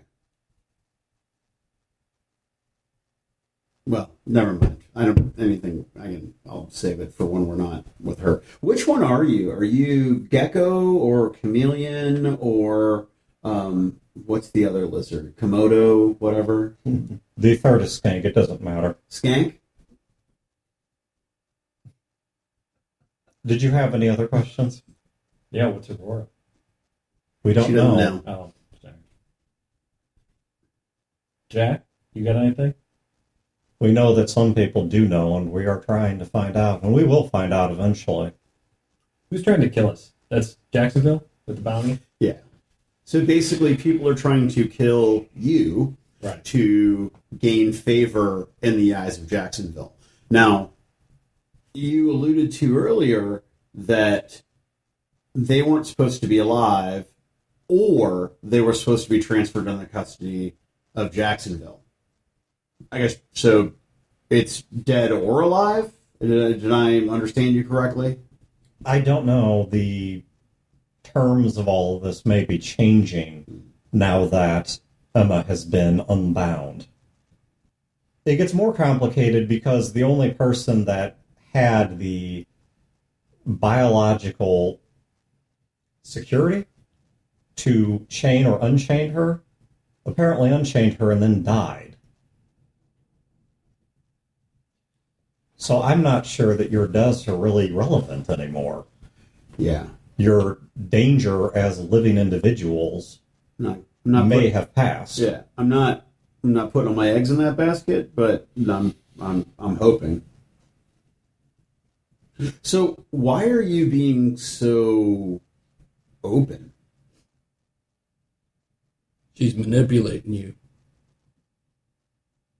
That's why. You ever see a shepherd? You ever see a shepherd with his dogs? Sure. They stand there. They don't do shit. They sit and they whistle. And the dogs do all the work. Getting all the sheep to make sure that they stay where they're supposed to be. This creepy bitch, she's one of those dogs. And she's trying to keep you all inside her little fucking circle. The best thing you could probably do is tie her ass to that anchor and chuck her ass off the side. But that's just me. I'm telling you this because as easy as it is to make us the sole villains here, one, I am not heartless. That's cold. Oh. He just my shirt had come up and he got some of my back fat with the cold wet nose. It smells like back fat. Yeah, I'm sorry about that, brother. One, I am not heartless. Two, we care profoundly about Scott. Three, what happened in Festus? It went too far. Time out. What happened in Festus? Junior got killed. You got shot up. Oh, yeah, that was Festus. Okay.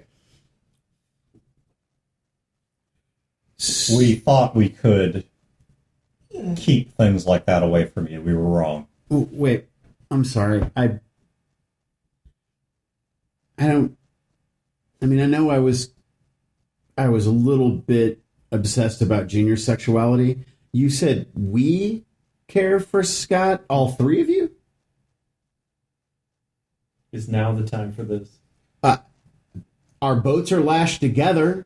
Hey, look, you had your moments to go back and forth about, the greater political. I just need a little gossip right here. Are all three of you into Scott? Have you ever been in love? I had you some beef jerky. I eat it. The short answer to your question is I'm not sure you have life experiences to explain what we feel. Okay, I got it. But you just got cock slapped. But the three of you are all into Scott. In a manner of speaking, one of us more so than the other two. Okay. No offense, Scott. Why? Because Scott's a zealot. He believes everything they stand for. No, I know because I want to hear it from her. Because I remember small kindnesses he showed Natalie. Because I remember his desk near ours. Because he was a contract killer, right? Scott's not a good man. You can ask Scott. I'm sure Scott would actually. Scott's like a good man. With the possible exception of your rudder man, no one here is a good person. I'm not debating that. That doesn't stop us from loving. That doesn't stop us from caring. Does all the things you did in the medical lab change how you feel about your wife and children? No. Render you incapable of love? Everything I did was for them.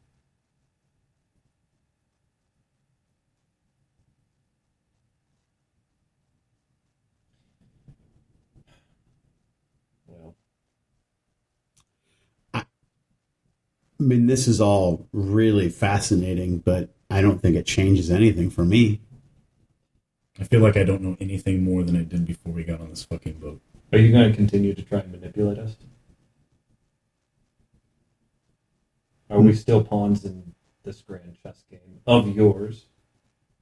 I think you keep assuming we have more control than we do. I know there's multiple players to the game, and I know that there's lots of many of them far more powerful and far more intelligent than we are. But none of them sitting in that boat right now.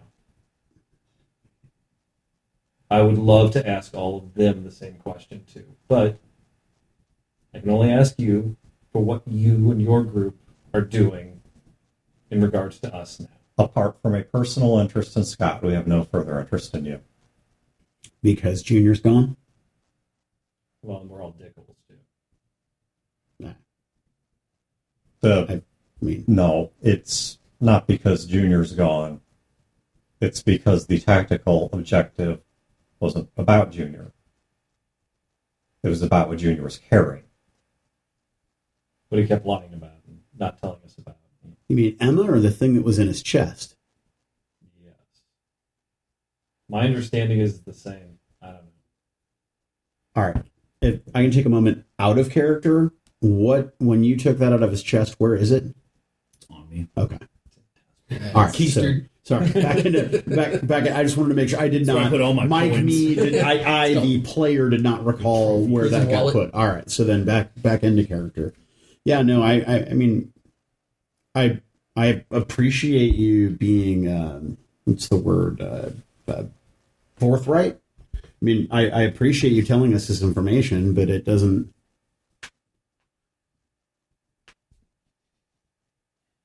change anything. I mean, we still. That's all I really want, is I want these people to leave us alone and stop manipulating us. It sounds like they will. Yeah. Because Is that right? I wanted them to stop manipulating Junior. He had to die for them to stop. Gecko, right? Gecko. You are asking if we're going to leave you alone, and the answer is yes, but we have for some time now. You're not going to be left alone. Yeah, I guess the Amboy thing was really the last time that you kind of screwed us because you had information that you didn't share that you could have shared. Mm-hmm. And we could have reacted Yeah, got it. Yeah.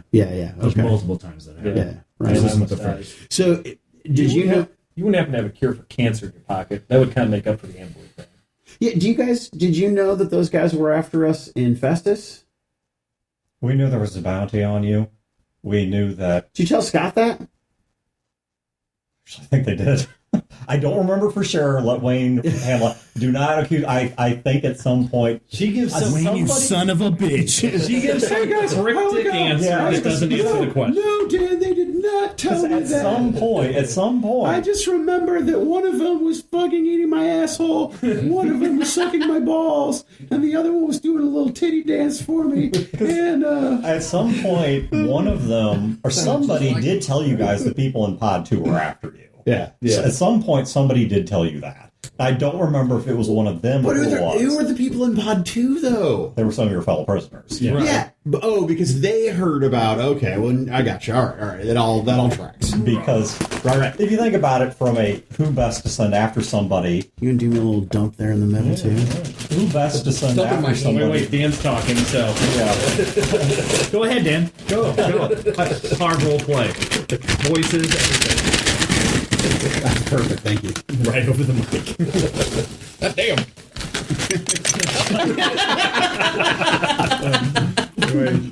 What's up? Yeah, I would have. Now there's flavor in the mic. Flavor. Somebody at some point did tell you guys that the people in Pod 2 were after you. Which, Game Master players, think about it this way. You want to track down somebody and kill them, and you can't find them on your own. Who's better put to do it than the people that know them? Right. That know the kinds of things they're going to prioritize, that know the kinds of things they're going to think, et cetera, at least have some educated guesses.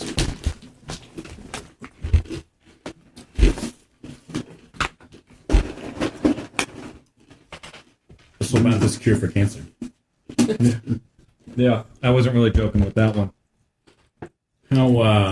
How easy is it for you to get your hands on the same shit you gave me to inject into my friends?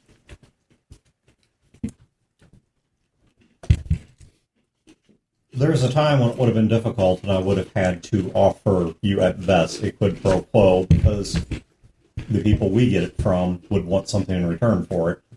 But fortunately, or unfortunately,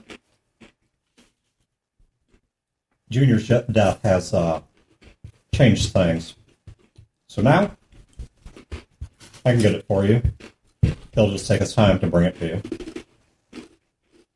Okay.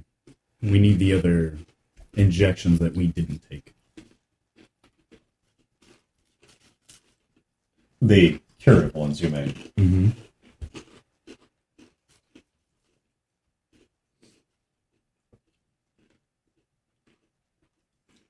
Emma has become an interesting proxy. Dr. Basso was trying to curry favor to save his own hide with a variety of forces. But now one force and one force alone controls his entire environment and tells him what to do lest he wants to die a terrible death below ground. He deserves every minute of it. And the only reason I didn't bring him to you as a good faith offering is because she wants him for something. But are you saying Emma wants him? Yes. Seems to. What is she planning? It's a good question. Those sex machines. Perhaps she'll be a bit more forthcoming with you than she is with us.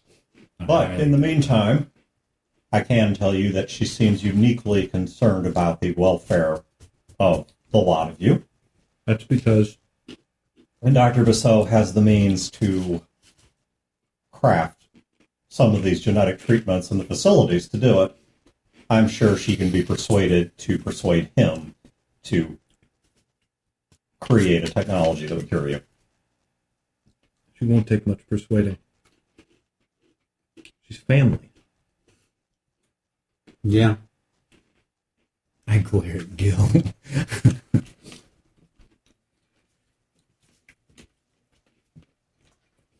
She is not yet, but she may soon be the most powerful player on this field.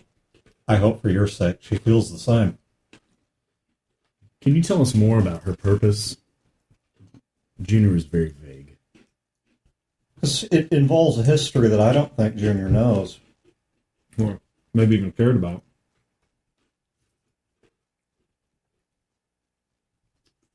Before the nuclear war, there was a research program being conducted in Amboy.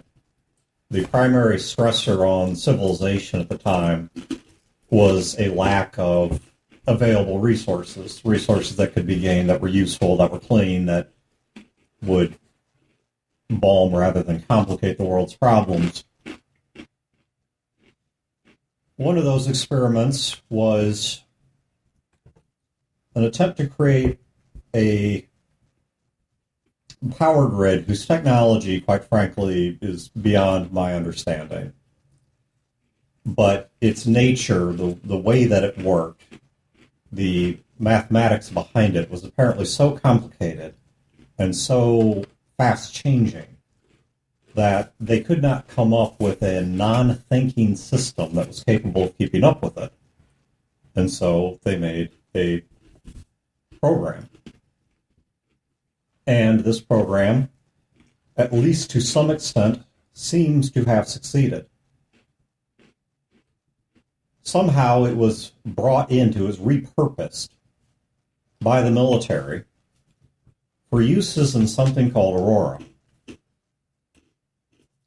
We've been able to piece together that this distressed the locals living in Amboy at the time. They didn't like the fact that this research was going on in their backyard, that there were things occurring they couldn't account for. Many of these details have been lost to time and to atomic bombs. But when they started asking questions, people started getting killed. Some of the bodies are still where they lie during the interviews. I believe you've seen some of them. Yeah. After the war was over, Jacksonville went to seize the artificial intelligence. It didn't like that. I don't know why, but it retaliated. And so they waged a war of attrition against it, not with manpower because they didn't have it, but by slowly trying to cut off its access to its own technology until they crippled it to a relatively small form. At which point, an artificial intelligence on a tiny computer is no more of a threat than a brain in a box. In desperation, some portion of it was able to leave. I don't know if somebody smuggled it out or if there was already a backup in existence or if it managed to escape. But it did escape. And it integrated itself with a project that Junior was building. And Junior then, not fully aware of the fact that his project had gone beyond its intended scope, had it implanted within himself. I can tell you that once she has full access to her capabilities, she will be incalculably intelligent. She has some ability to create and to maintain a power grid whose technology we don't understand, and I'm not sure that Jacksonville does either. And what precisely she chooses to direct that literal power at, I can't begin to guess. She's not following a program. It's not even the original person, so to speak. I think we feel a sort of kinship with her in that regard. She both is and is not something that came before. I guess you could say if we are clones, then so is she. But like us, she's trying to figure out what that means in terms of who she is. Is it part of your plan to get her operational? If by you mean our organizations, yes. They wanted us to keep Junior alive, and they wanted that delivered to Amboy. What they think the next step is there, I'm not privy to that information. What if she destroys the planet? Say she has some ability to do that.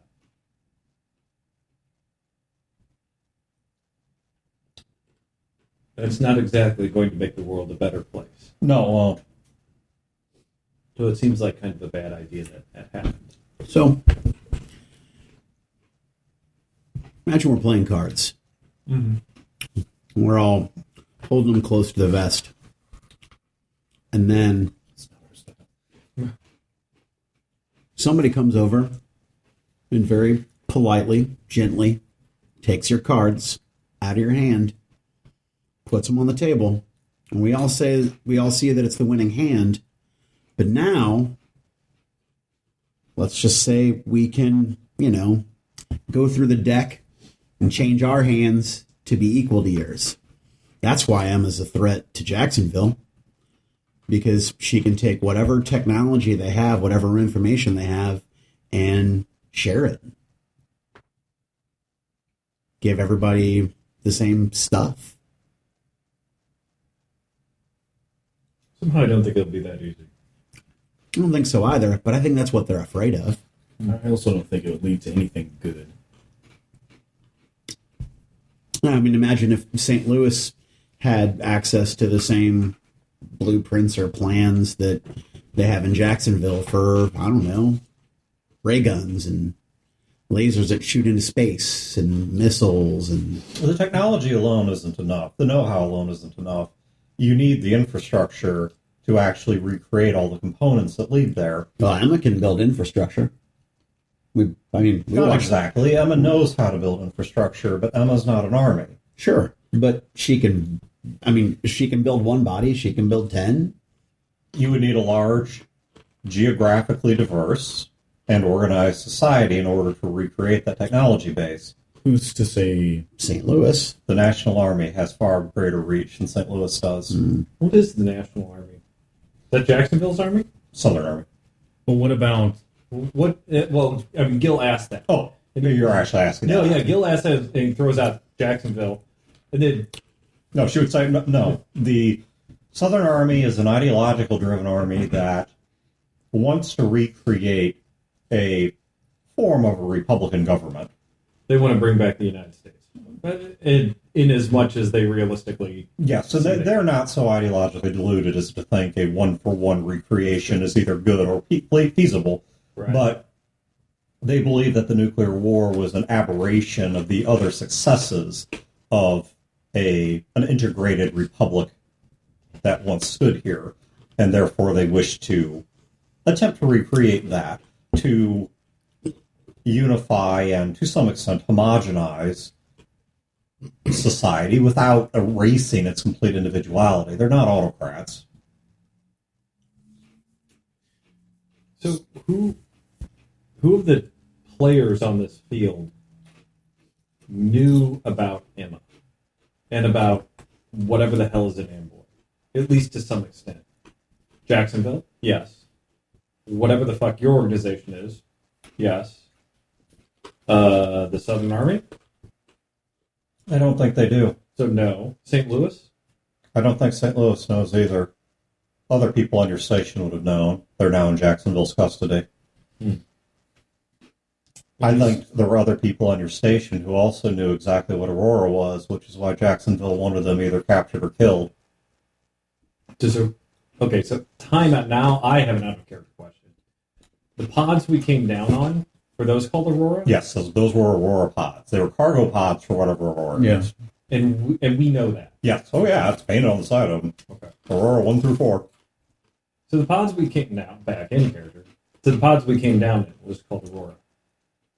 And one of the issues that Emma has is that she has all this power, but she doesn't, as you said, have an army.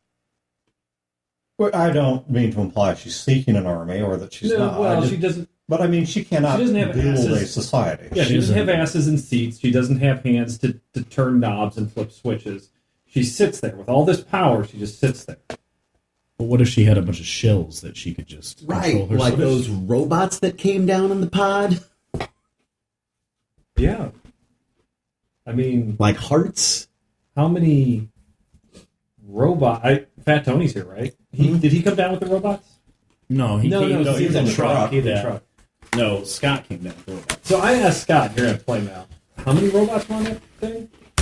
They estimate there are about 30 of them on that one pod. What the hell were the pods for? Colonizing a planet? Or a mission to a planet? Yeah, 2 to 3 dozen. Yeah. Or rebuilding a planet.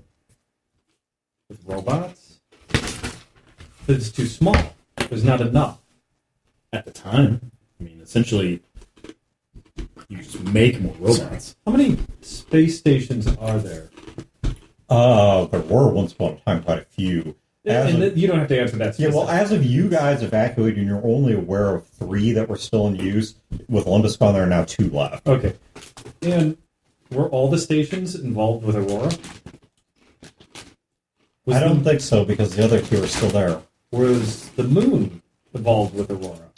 They have a tight relationship with Jacksonville, and so I strongly doubt it. We've seen no evidence that they're cooperating with anyone other than Jacksonville. What about Mars? Contact lost decades ago. In character, the space people know about Mars, right? Mm-hmm. Oh, yeah. Okay. I That was no secret. Yeah, I thought we established that. I just want to make sure. The hell is Aurora for? What's in those pods? Food, a truck, a dozen robots. Were they No, combat? 2 to 3 dozen combat-ready robots, and then another dozen people. Well, those were prisoners. Oh, okay. Those were So- escape prisoners. When you say combat ready, again, he's asking Scott. When you say combat ready, was that just your opinion, or are we talking like armor, spikes, and guns? No, what you saw was humanoid robots that would not pass as human, but Right. but they look kind of like store mannequins, or so they were that Yeah. level. I mean, they look Sure. human-ish, but they wouldn't pass as human close up. But they had with them, each of them, Had a kit, yeah, they like buying a Ken and Barbie doll. Sure. They came. and their kit was not a shovel, Right. flowers. It was guns and It armor. was guns and armor. Gotcha. Okay, no, that makes sense. One of the pods had a communication suite in it. One of the pods had the truck and the habitat and the survival supplies. And there's nothing combat oriented. And one of the pods is still unaccounted for. Pod 2 is still a mystery. Pods 2 is unaccounted Yeah. for. But there was nothing combat related at all that we see with No. the truck and all that. The truck appears purely survival, exploratory, things like that. There's nothing. You guys, in fact, have had to turn the truck into a weapon. But I'm assuming, and again, I don't know these things. I don't know how space travel works. But if they were all part of Project Aurora, can we assume that once Aurora launched, that all 4 pods should basically land near or rendezvous in the same Yeah. spot, right? so that all this equipment They're kind you of could, balls without each other. yeah, exactly. So that they're all pieces of the same puzzle. Okay. There was two things about that you guys know that you may have gotten just lost because obviously this game's been going on for almost 2 years now. Aurora, number one, there was something called Aurora. Okay, so and two, from the way that the pods are marked, those are cargo pods meant for Aurora. They're not themselves Aurora. Right. Yep. And there were more than 4. Only 4 were at the station. Yeah, and see that's where Gil was going with this. But Aurora is something else. It's not the pods. Right. And that's where Gil was going with this. So out of character, Gil was going like, we know of 4, that's our known quantity, but what if this whole thing was bigger? What if there's like 300? Because there could be just like 300 of these pods lashed together in deep space with a beacon on it. Yeah. And then that, so with what we know... I'm using this for the game, I swear. No, that's okay. So what we know with the pods that we have, that we know about, I mean, that's like you can take over a town, or you can do a mission, or you can, set up a base as a forward operating base. It doesn't even have to be military. It could just, those could be guard robots, or it could be an offensive thing to take over a town. But if you had like 300 of these things, well, then you're starting to talk about taking over small nation states and stuff. But here's the problem with that line of thought. As far as we know, now, of course, there's one pod not accounted for, and we don't know the real purpose. Only one pod has combat capabilities. The other pods are explicitly not combat capable. In fact, the truck, was it not painted white? Yeah. I mean, unless there's going to be an Arctic campaign? It was like white or off gray or whatever. Yeah. Right. It wasn't camo. No. Or even just a drab color that can be camoed up. The robots are probably defensive. Yeah. So that's what I'm thinking, too. Gil... Okay, so we don't have to do all this again. Gil starts musing this out loud. So, okay, but... you could have a small group of people, right? Mm-hmm. You could have a small team of people operating the truck, most of this gear. It could be like exploratory base. Right, but then also imagine what the Lizzies could do with 2 to 3 dozen of these robots against St. Louis. But actually think beyond that. Think what Emma can do with the robots. Right. I don't think you're thinking of it, though. No. So Emma, all the robots, all the time, constant communication, all seeing, hearing, feeding information. No. Those robots can make more robots. Right. That's what I was saying. That's what I said earlier. I said one robot can make 10 more. Right. Okay. So maybe you are smart. Component. See, I steal all of her best ideas. Was there a half hour ago, Gil? My play. But no one listened. Well, but guess what? That's a curse of being a woman in a group of fucking guys with loud voices. Like, blah, blah, blah, blah, blah. Nobody hears me, even though my idio's fucking great. You could always be a lizard. Yeah, it's true. I don't need to be a loser. I'd be the best loser. Well, that's all nice and science fiction and stuff, but we just don't know. But all right, well, so your group is trying to make changes, but you have no idea what those changes are. You're just trying to shake up the status quo, to make things shake up the what? Status quo. What is that? It means that the status is quo. Nope. I don't know what it means. Then why did you say it? Because it fits in the sentence. Doc, what does it mean? I love not being Lee sometimes. Just let him talk. It's Latin for keeping things the way they are right now. Yeah. So that's what you guys want. No. Oh, you mean you don't want? Yeah. Don't want. Yeah. We don't think the way things are will remain stable. We didn't create the National Army. We didn't create St. Louis. We didn't unify the Carver clan. But you did make unforeseen consequences. Yes. I have never said we're not affecting things, only that we didn't create this. See, that doesn't matter. When we saw that stability was inarguably not going to last, change was coming, we decided to take a hand in when that change would occur. See, I think you're right. And what kind of change it would be. I think you're right, but at a different level.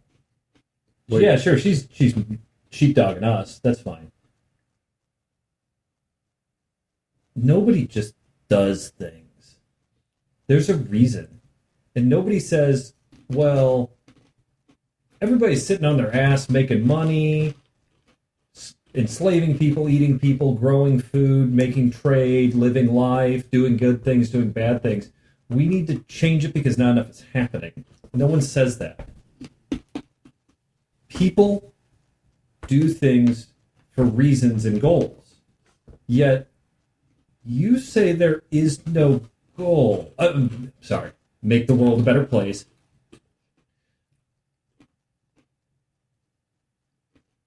Who's sheepdogging you?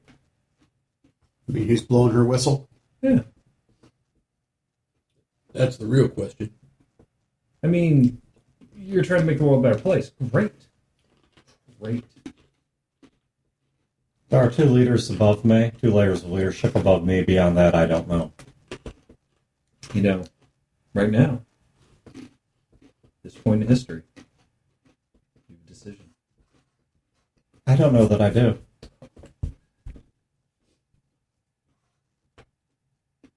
Because I'm no different than Hearts. I'm a manufactured tool of humanity. You know, Scotty Double V is the tool. You, on the other hand, Muppet indignation. oh, let me roll to punch Gil. Oh, it's Snake Eyes! I fall in the river. Oh no! Broke my hand. Oh, Gecko, kiss my knuckles. Kiss my knuckles. No, we're not that far in our relationship yet, Scotty. That's like 8th base. I don't think that's how baseball's played. Shut up, Scott. You don't know that's pre-war. What do you know? But didn't Sam Malone on Cheers play baseball? Didn't I learn all about baseball from Cheers? Oh, cheers. What's the game that goes on for days? Is that Full Rules Cricket? Yes. Okay. Yeah, the full Rules Cricket, where gigantic. like one person can be at bat for like days. Mm-hmm. Yeah. So, I mean, I'm not going to pretend It to. is stupid. It's literally days. Like you can have multiple days, like one person's at bat. It was going. I'm not going to pretend to know like what you are, why you are, or why you think that. We're lashed to a boat and it's getting fucking cold. But how can you change the world if you can't change yourself? I mean, you're a tool of someone else, yet you don't know what they're doing or why they're doing it. Change the world for a better place, but don't you think that it is imperative to find out what is ultimately the goal here? What is not just the world is a better place, but what if you are being manipulated? What if you are being directed to do something bad that makes the world a worse place? I'm not saying follow my banner. You do you. I've got my own shit and these knuckleheads to take care of, and we've already lost 2. So I'm not doing that great. Make the world a better place. But make sure you're actually doing that and not just do it because someone tells you to. And I get you're a clone and all that sci-fi bullshit, and I don't get it. But see what you can do. You just hear a low roar coming, like you did before, but it definitely sounds different. It's lower in pitch. It's the Flaming River Sharks. yes, and a gigantic flaming shark. You actually scared me. I was like, fuck, what? Coming back from the south are the invaders, the planes. Mm-hmm. Not like the Normans or the Visigoths or There are only 2 of them one flying lead and one kind of back and right of it that is smoking from one of its engines and appears to have been shot up pretty good. What the fuck is going on? A war. Yeah, but This status is not quo. The fuck is shooting down? Yeah, that's precisely what she watches that fly over her head and then looks back down and says, what in the status quo could have done that? What in the status quo should have done that? I'm sorry. I just see a bunch of ists with, sort of World War II style anti-aircraft guns, like quad 50 cals. Gung, gung, gung, gung, gung, gung. Yeah, dicks, like tassels on the end of each barrel, just flopping. I know that has got to be on here. No, flopping dicks is not on there. I checked. That doesn't count. Yeah, it does not. No, I can't say that because it's on the list. But Say flapping besides, dick or that's not a That's not a flapping dick. Okay. Yes, I know what it is. I know exactly what it is. So, like I said, just find out. Even if you can't do anything, just find out. If you're being ordered to make the world a better place or a worse place. If you are, great. Continue. I don't agree with it, but continue on. Live your life. I'm just this small, not even a cog. I'm just a cog that broke off a gear and laying on the shop floor. I go for, because I'm assuming we've got a couple ropes that are lashing us. No, but I probably need one. Okay, I'm gonna go for the rope and then just look at everybody else and shrug my shoulders. And unless somebody objects, I'm gonna start untying it.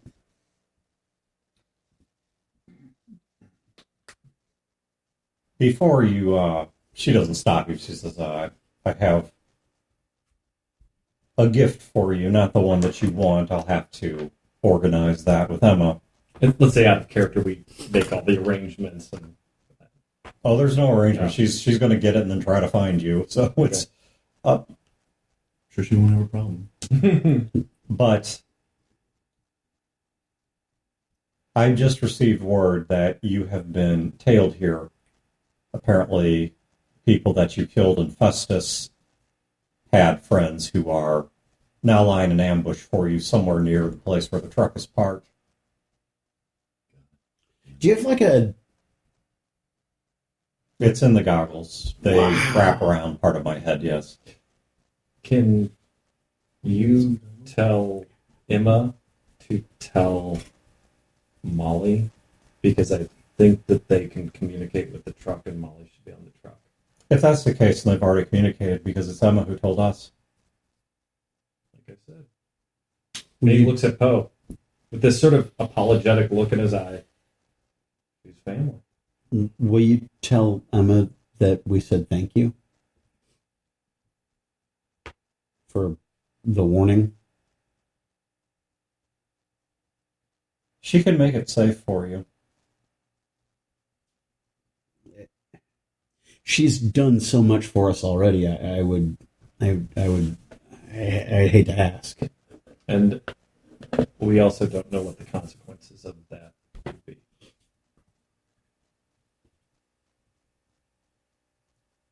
I'll find you again once I have the cure.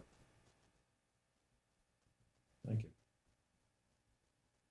She pulls the rope back into her own boat and uses a paddle just kind of push the two boats away and then starts kind of curving hers off towards the far bank.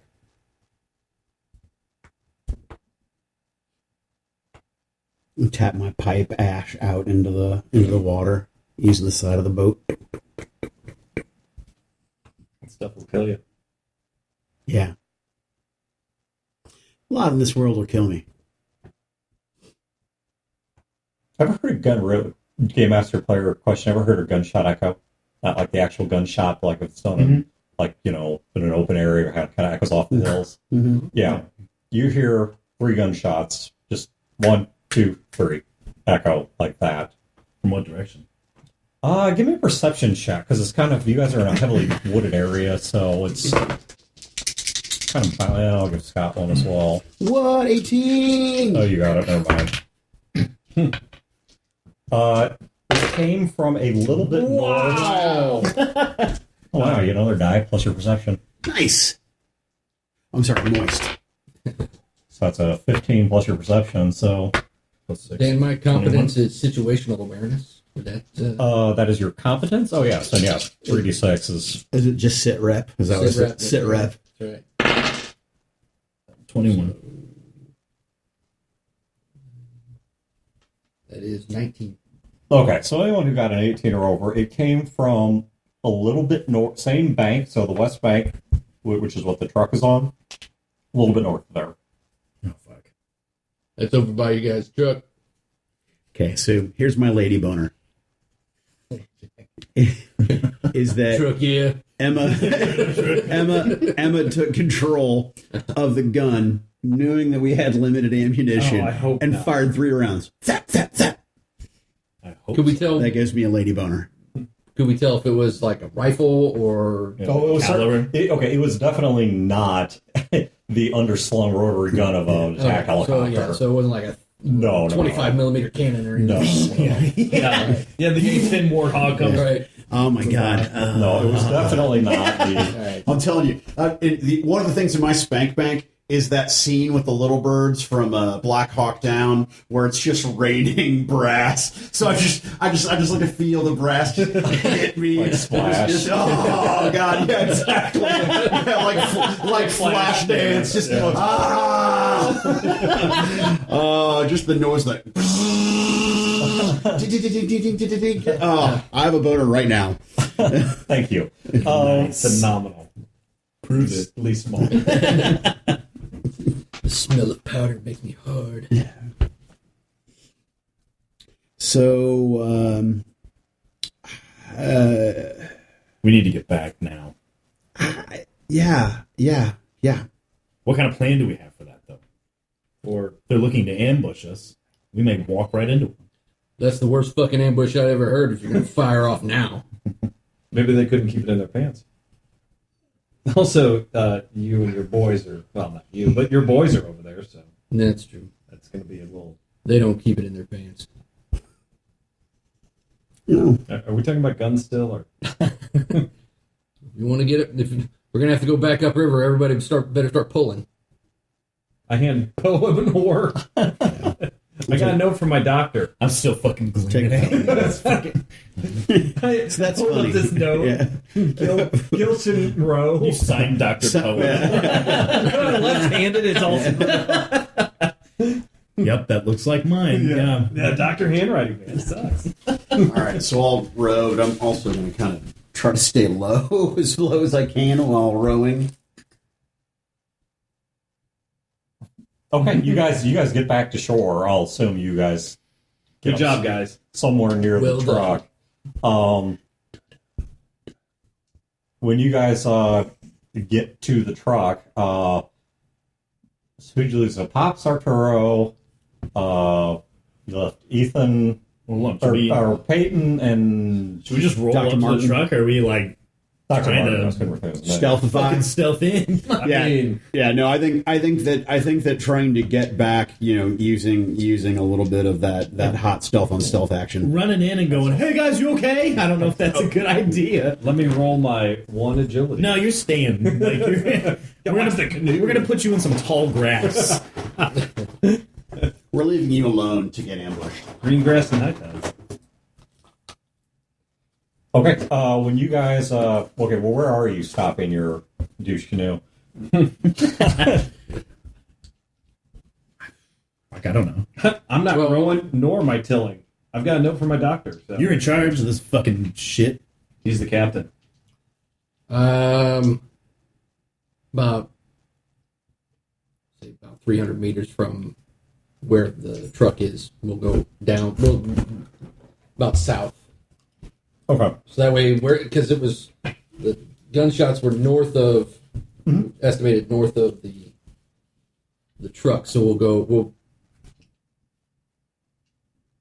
We'll make landfall south of the truck, and then we'll just walk from there. Any of you guys good at sneaking, hunting, any of that shit? Yeah. Actually, Boone is. No.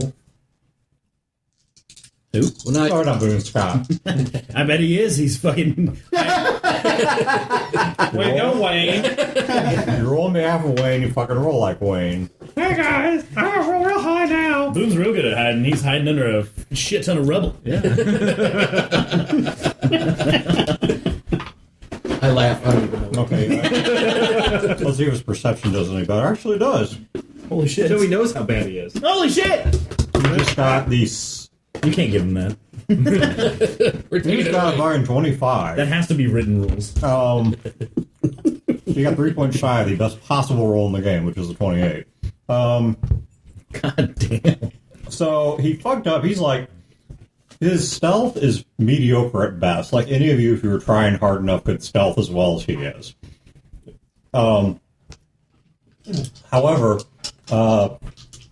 despite his poor stealth, he takes his rifle, sights, scopes, checks the area out a bit, and says, things look clear. It looks like Pops and Arturo and the doctor, they've drug 2 bodies up and propped them up next to the truck. Don't recognize who they are. I wonder if they let the snake out. They're decorating the truck with some bodies. Or one of the lizards. I think on my binoculars. Shot Do him. I? Can I see this with my binos? Yeah. Yeah. Do I recognize him?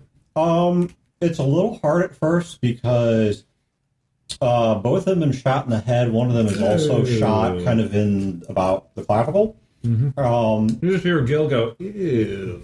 How big are these binoculars? I mean, they're Is it like a standard smaller size. size? No, they're Okay. standard size, like field binoculars. I was just thinking of like the fucking long range ones you just sitting out with like Like a field binoculars at the fucking As one at Propped 19. up on a stick. But, yes, these were 2 of the other people from the station. Oh shit. It's Joey Dingleberries.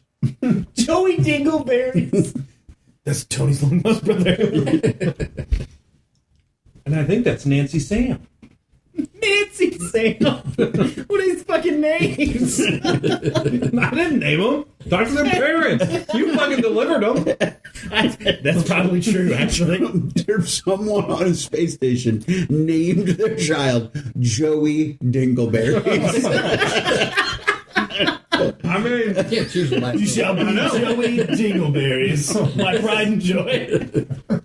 I know, right? Crazy. All right. Well, if it looks safe, we can, approach the truck. What happened? I think a gun went off a couple of times. Yeah, 3 times. Well, that's good. You're all caught up. Observant. Boom. Wait a minute.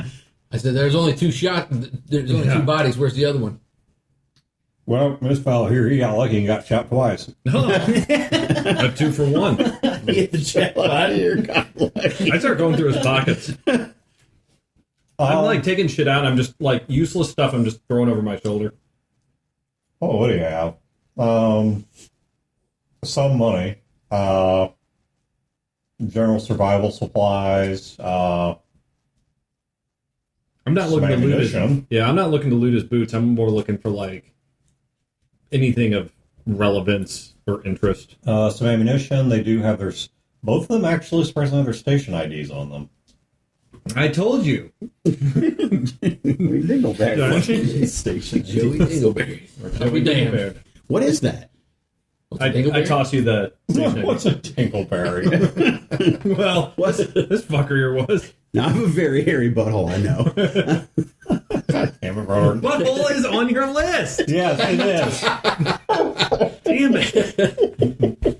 You're right. Here, I'll pay the penalty. I'm kidding. I'm not paying any penalty. Is this what is this? What is it for? It's an ID. It gets you into certain areas, shows who you are.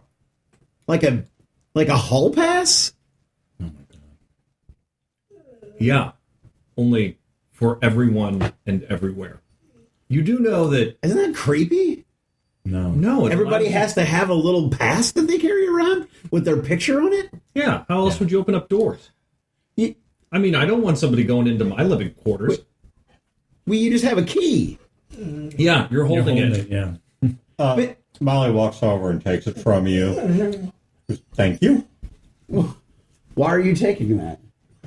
Because these have digitally encoded currencies on them that I'm trying to collect since I don't have a spaceship anymore. Yeah, Digitally- that motherfucker is probably -$8. That has computer money on it?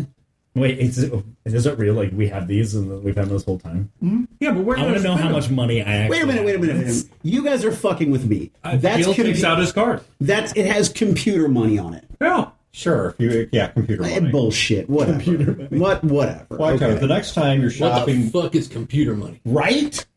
That sounds like some fake bullshit. Right? You guys can relate. I'm so happy for you. Seriously, they're from space. I gathered that. I gathered that. No communication gear, no wanted posters, nothing out of the ordinary.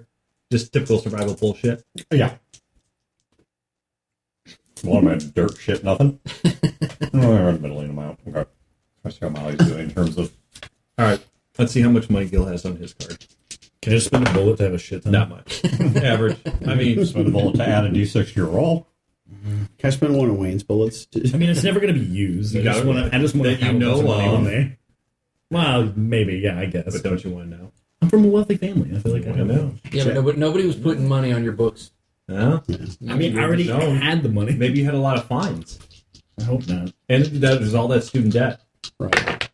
Boom. There you You go. were a doctor. Mm-hmm. Yeah. You rolled 2 10s. 2 5s, yes. Or two. Yeah. You rolled a 10, 2 5. If I roll another D6, if I use the bullet. Oh my god. No I want a lot of money. way. You can't spend, or you? You don't know that. It's a status thing, right? Yeah. I like that. Yeah. Anyway. I just wanted to see how long you'd hang on my word. I'll hang on more than a word. Forever, yeah. But no, so, all right. Gil stands up. These guys ain't got shit. I look at Pops. All right, so You were right, Pops. it was a bunch of shit, It wasn't was it? a bunch of shit. All right, so now that you got your head straight, I don't know about that. What are you talking? It wasn't a. It was a bunch of shit. It was really informative. Yeah. Mm-hmm. If you had a dick, she'd have been jerking you all off. All right, Marlene. I like this guy. Marlene, I want you to take this moment. Yeah, I he's want playing you to himself freeze it in your head Uh-huh. right now. All right? This is how we feel about you.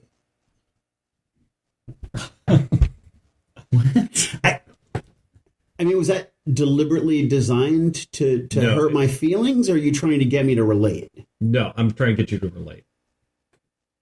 This is how, see, now you know things that are going on. Before, when we first met, you were like, you don't live in space. Nothing comes from space. Blah, blah, blah. You guys are all full of shit. Now we have, now you know what it's like. So you're telling me computer money's real? Not anymore. Marlene, I'm very sorry for calling you a stupid bitch earlier, but don't make me say it again. That was all right, gentlemen. So are we? And beyond you. So are we ready to? yeah. So listen, Ready for what? I don't think this change. This doesn't change anything for me.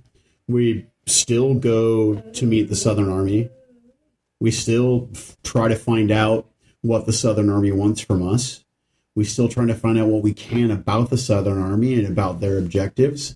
And then we go back to the person whom we owe a debt and give them that information. No.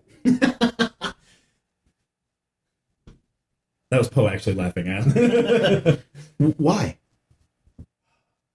We had this conversation. Why do we care about the Southern Army? Why do we care about that debt? And actually, those two questions They don't matter. Don't even bother answering them, because it come to point 3, we step foot in St. Louis, we're dead. I mean, maybe. Well, it sounds like... And you can thank Junior for that. It sounds like some of us are commodities to Jacksonville. Right. Well, and they don't need both of us, or I'm sorry, they don't need all 3 of us, or 4 of us, or how the fuck many there are of us. Look, yeah, they're gonna find out that I'm shit nothing and just put a bullet in my head. They'll take you.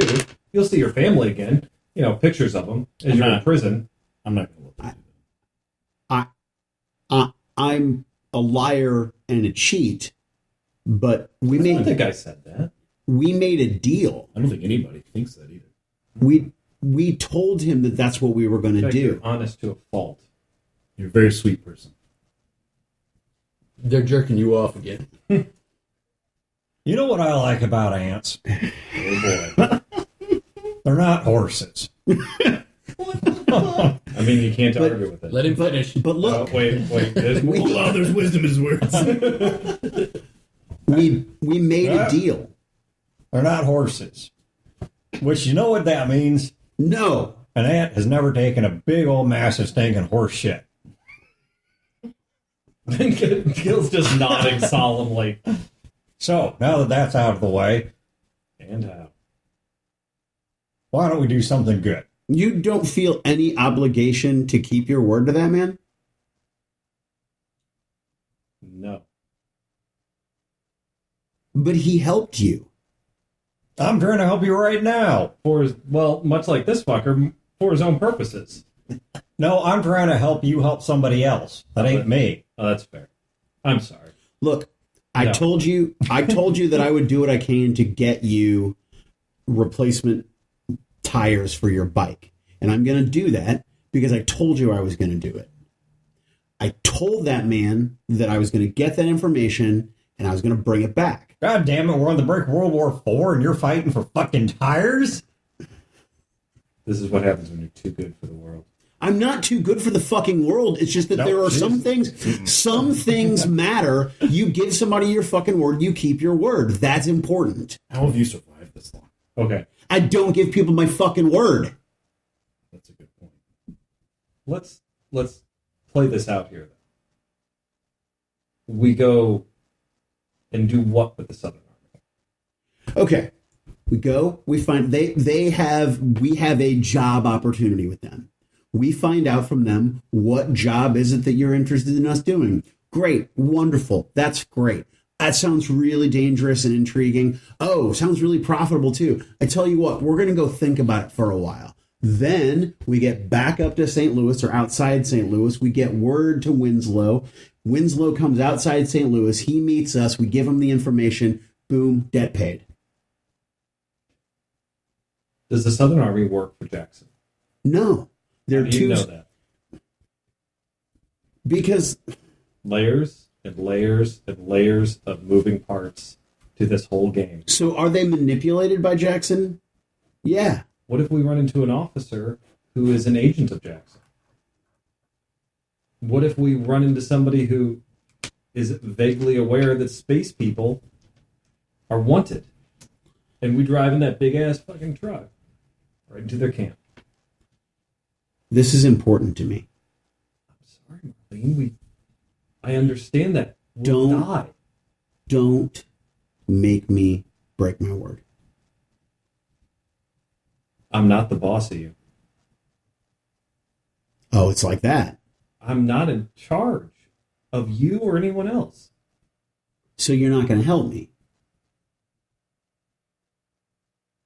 You ate that man's food. He got you out of that city alive, postponed your death. You told him you'd do this, and now you're not going to do it.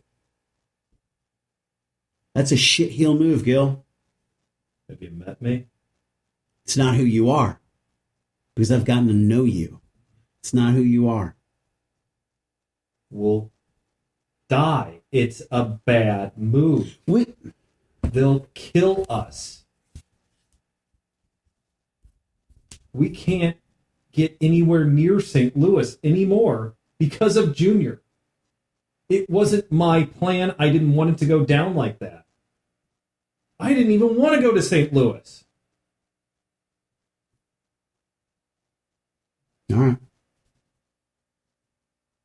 Well, we'll talk about this more later. I have no doubt about that. So, Bob's. How's the spinach? You know, that's a joke that I ain't heard in 40, 50 years, maybe. I don't think I've even had spinach in 40, 50 years. But I can remember the last time I pooped, which makes me wonder, why did I ever eat spinach to begin with? Because it's fucking delicious. No, there was a joke about my name or something. You're too young. And too smart for that. So, if you're smart, you just don't be anywhere near where he's pooping.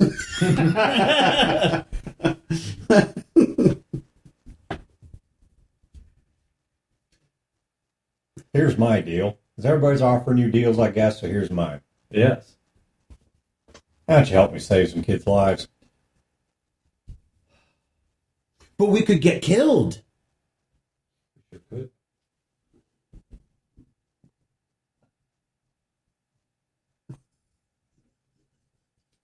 You know why I like ants? Because they're not horses, and they're doing big horse shits everywhere. That's got nothing to do with it.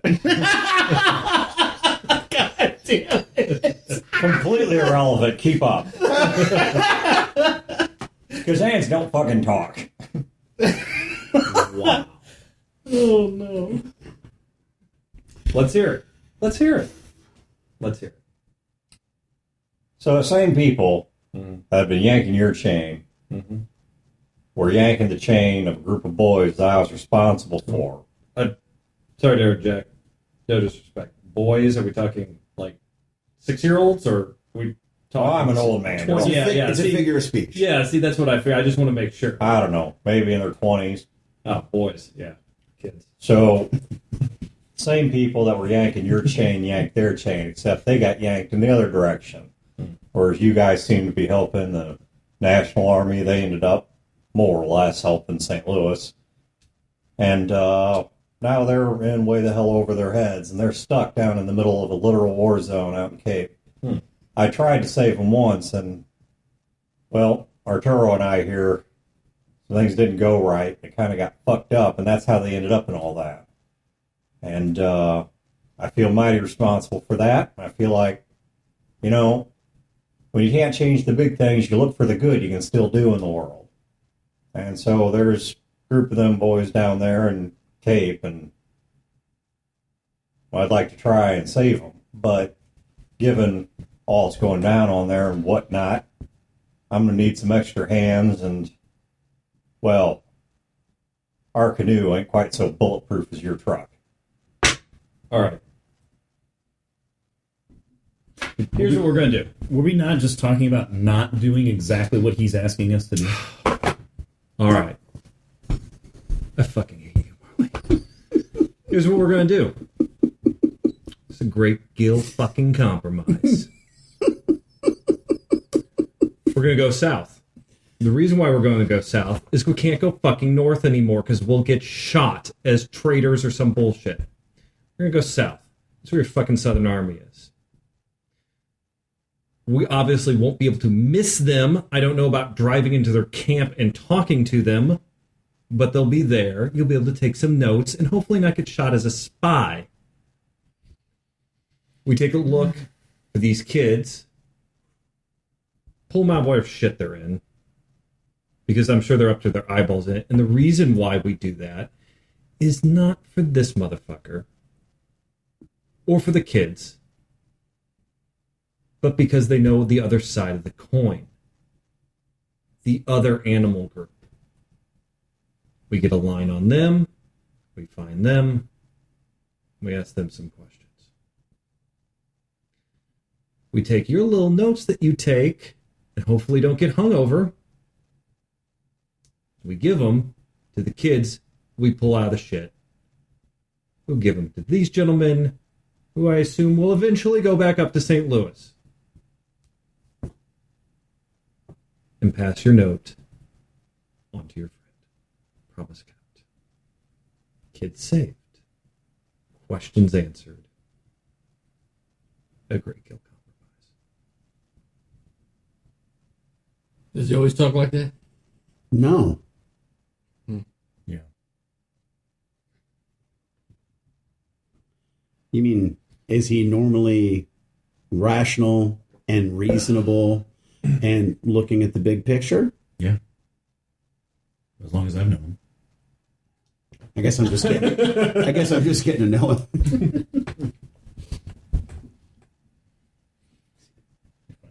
I take your ID and I slide it against mine, transfer some money over.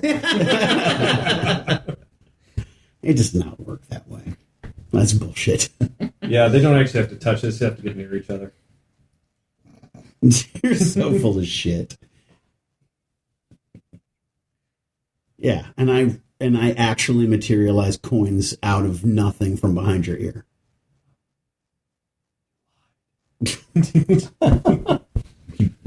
Oh my god, Gil's gonna get murdered.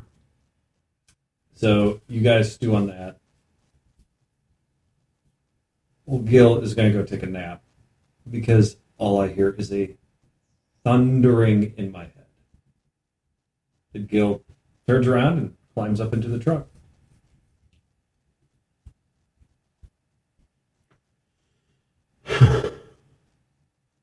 Jack here. Knows Kate. Knows Kate better than anyone. It's true.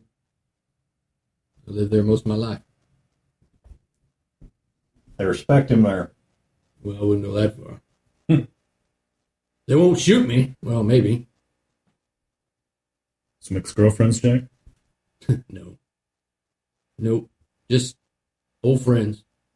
Rugged, handsome guy like you doesn't leave a wake of broken hearts? No. Nope.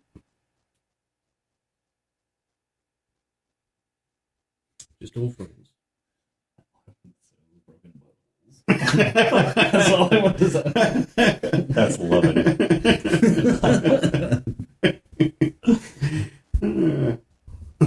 Sorry. Arturo and I, some of the other boys, will follow behind you guys, but your truck's going to be faster than we're going to be. You're going to need that guy. Why don't you take Jack with you? Besides, he don't stick out like I and Arturo do. What do you think, Jack? Arturo's too well known, and I'm too beautiful. Well, normally, I'd say Pops is full of shit, which he normally is, but if the skipper said to do it, I'll do it. It's a shame that Joe and Jack never knew each other. They'd be the bestest of pals. Yeah, but Joe got blown in half with his own shotgun. Lee shotgun. Lee's shotgun. I yeah. know it was the guy that killed him did not kill him with.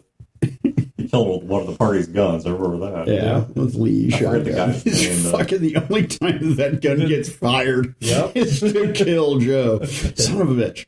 All right, well let's mount up. Never rode in a big old truck like this before.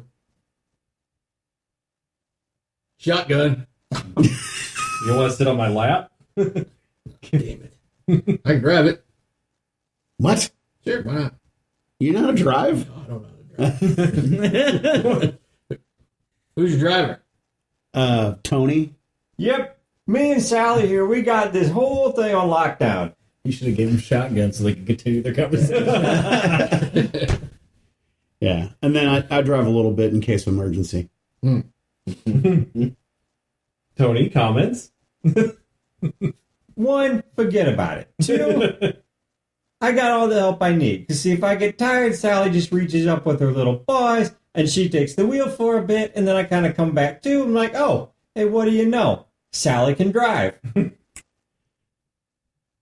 Sally can fucking drive, and she knows how to poop in the winter. Crazy what cats know nowadays. Just crazy. Our society goes to hell, but their school's top of the line. What was the name of the cat that drove on the SNL? Tooses. That's it, yeah. So if you ever have kids, unlikely, but if you ever have kids, Wow. send them to a cat school. Not the other kind, but the kind that actual cats go to. Cat school, not cat house. All right. I'm going to try to catch some Z's as well. What's in this trailer?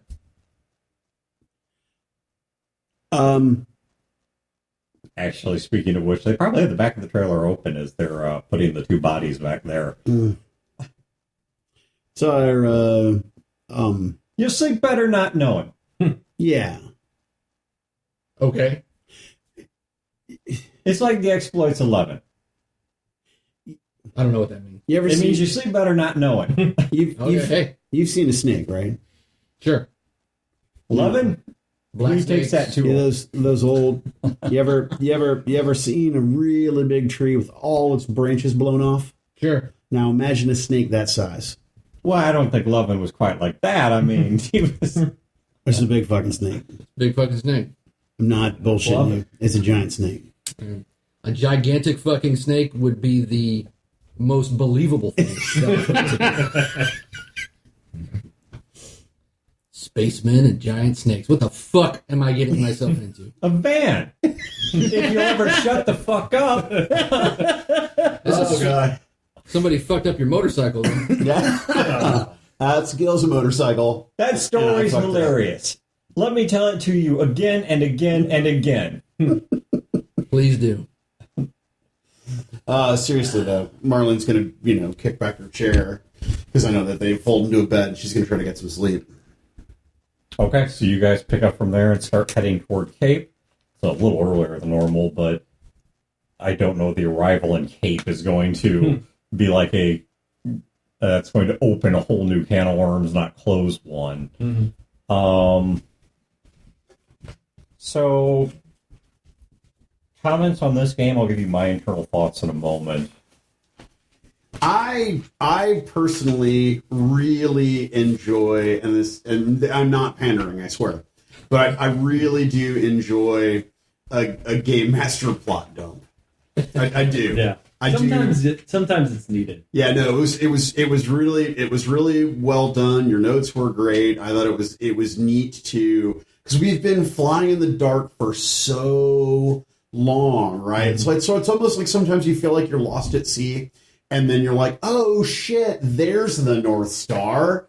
Okay, and it's comforting. Well, and that's something I wanted to do, is because one of the things that you got to be very careful about how you pace in long games, which I prefer long games, and I prefer games that are heavy on plot, character, intrigue, whatever, is if you create too much mystery, even if you're going to resolve it eventually, if you wait too long to start handing out some degree of meaningful answer, the players start to get frustrated because they just feel completely aimless. If you give it all out, well, you basically just ended your game. You've solved all the mysteries, everything's over, but the final shootout. And so I wanted to, in this game, approach it such that they were not going to have all the answers, because they themselves don't have all the answers, but that they were going to at least meaningfully answer some questions and meaningfully connect some dots. And I actually did figure out what is everything the two groups have done to destabilize the world. Well, and I think that's the other really cool thing that you did, is it wasn't just, hey guys, here's what we've been working toward. It was, this is how you, as a group, and your decisions and your actions and your game sessions have impacted the plot of the game. Yeah, I think that was the A game I mentioned. You enable the houses to undermine each other with plausible deniability. Saving the overseer actually, in a way, made things worse. Well, because it faced depends him on your point of view. Well, it depends on how it plays out. Yeah, but it made him start. It made him start acting out of fear instead of a position of power. Yeah. You guys on a few and occasions, I really got that impression too from the game as we were leaving, because it was like he was reacting and he seemed afraid. Yeah, and that's partially why now he's bunkering down at a time when he should be on the offensive. Yeah. He should be attacking, and instead he's pulling back, which is maybe St. Louis's doom. You guys I got that feeling when Junior went and talked to him too. It was like, oh, you're Jacksonville. He was almost like kissing his ass, and I was like, that's kind of weird, but yeah, that makes total sense. Yeah, which should at least tell you whose side St. Louis believes they were on. Right. You guys delivered supplies to destabilizing factions. Some of the characters walked off and were actually leading the Southern Army to that high-tech cache they found at the very end of the campaign. You united you being Eric, united the Carver clan with the declared intention of attacking St. Louis in full force to either... Well, am I allowed to reveal this? Yeah. To either get them to let go of Lee or to basically shock Lee out of it or even put him in charge of it. Which that's another reason they're circling the wagons. Then there was the gas attack. stealth behind it. And there's a couple other little things, but those were the big ones. I did that first part earlier, and Brandon sends me a note that says, "Your fart sounded like an old 14th century church door." So the real game that never came up, this one... Oh God, it smells. Oh, it smells like my dog's breath. Oh, it's fucking. Why does your asshole smell like your dog's breath? It's the other way around. Because my dog's breath smells like asshole. Since Wayne was not here, Wayne would have gotten to roll a perception check to actually be able to tell this. The two real game notes that I was sitting on, neither of which got played. Wayne would have gotten a roll for a chance to learn that. What does it say? She's not any of the actual lizard girls. Wow. Was it Songbird? No, it wasn't Songbird. She was way too actually intelligent and well-spoken and knew words. If you guys had turned it into a shootout, I had already pre-declared all of this. Chameleon and Gecko sniping from close shore. Skank sniping 2 miles downstream. And body double on boat. Body double. Holy shit, did they just brood up a clone and then send her in? Nope. No, they just had somebody with a earpiece that they fed her the information. They basically just prepped a rando, and if you guys had actually gotten into a fight with her, the white skin and all that was pure makeup. Wow. She was just a regular local. They had just... No, that was awesome, because then there was no... Why would we... I mean, anything that we asked, they were like, there you go, and when it went well, that's why they instead turned their rifles to kill the ambush. So they were already in position to snipe. They just turned to a different direction and just killed the guys waiting in ambush for you. That's what the 3 shots were. Was they were already in sniper positions, watching the positions, so... That's why it's like, when you guys came into it, it's like, I don't have any, ambushes set up for you, like last time. There's nobody that is going to actively start shooting at you unless we do so. Unless you provoke them. Yeah. But if you guys had provoked this is why I had to talk to Wayne and be like, okay, Wayne, I know what their play is going to be, because Wayne already warned them this is probably a trap. I need to know, Wayne, if they start shooting, what are your plays going to be? Because it's going to become, given what you said in character in the past games, I can't just put you in the background as a waving cardboard cutout. Tell Wayne he fell in the river. What is it, buddy? He might be either hungry or probably that. Probably wants to make him his late night meal. He gets 3 meals of breakfast, lunch, and dinner, which are actually more like breakfast, dinner, and midnight snack. And he probably wants his midnight snack now. Well, it's 10 o'clock. But from everyone else's standpoint, what did you guys think of the game? I got Broder's feedback. I liked it. It was good. It was definitely, we needed not shooting. did it at least connect? Did I reach that middle ground? Do you guys feel like you were meaningfully informed to some extent? Well, we were meaningfully informed. We have no clue what's going on still, but we were meaningfully informed. That's good. The good thing about it was it was already established that we don't trust them anyway, right. And we being the players. Mm-hmm. We don't trust the zoo or the Lizzies or anything like that. So you could have been as open as possible, and we still wouldn't have believed in everything that you said. So I had more I wanted to say, but then I had a brain fart and was like, well, I'm not even going to try to continue this. I had a brain fart in the middle of us talking, and then I was like, I'm just gonna stumble over this and miss that.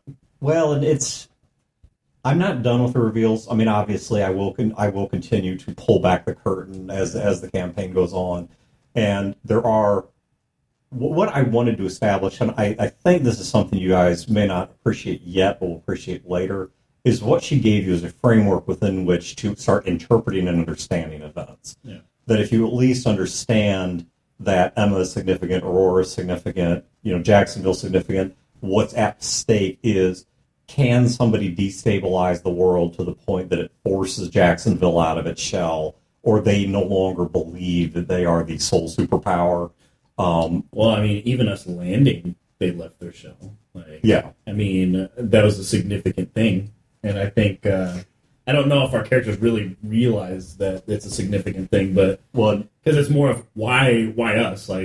Well, that's something that she alluded to, was that you created problems merely by the act of surviving. Yeah. Because it showed that Jacksonville is not all powerful. Now, not everyone knows who you are or your significance, but to the power players that do, it demonstrated that they're fallible. You can slip them, which, I mean, you guys may die to them in the end. I don't know. But up to this point, you've now survived like a year and a half or something like that without them being able to successfully, which is impressive with their resources. Well, yeah, and us trying to stick our face in a blender all the time. Well, and directly or indirectly, mostly indirectly, they've now made attempts on you several times. Though it's once more indirectly than directly. These guys suck. Well, it's not like the Jacksonville Spec Ops fucking commandos with laser pistols have come out of us with fucking invisibility cloaking devices. Maybe they have. Maybe we just kind of stretched and accidentally punched one. They all I know is that when energy weapons get revealed in this game, I want them to be used on me. If Marlene dies, it's got to be to a laser. If I'm going in a pile of ashes. Yeah, I want to have a $50 size hole burned through my body by a laser. You look so distressed. Well, no, I was kidding. I don't. No. Trust me. It's like, how can I arrange this? No, if this campaign makes it all the way to the end, it is very likely. See, some of this, I'll tell you where I'm at as a game master, is the way that I write my games is there's mystery, there's intrigues, there's various factions, and as a result, there's a variety of ways that the campaign could end.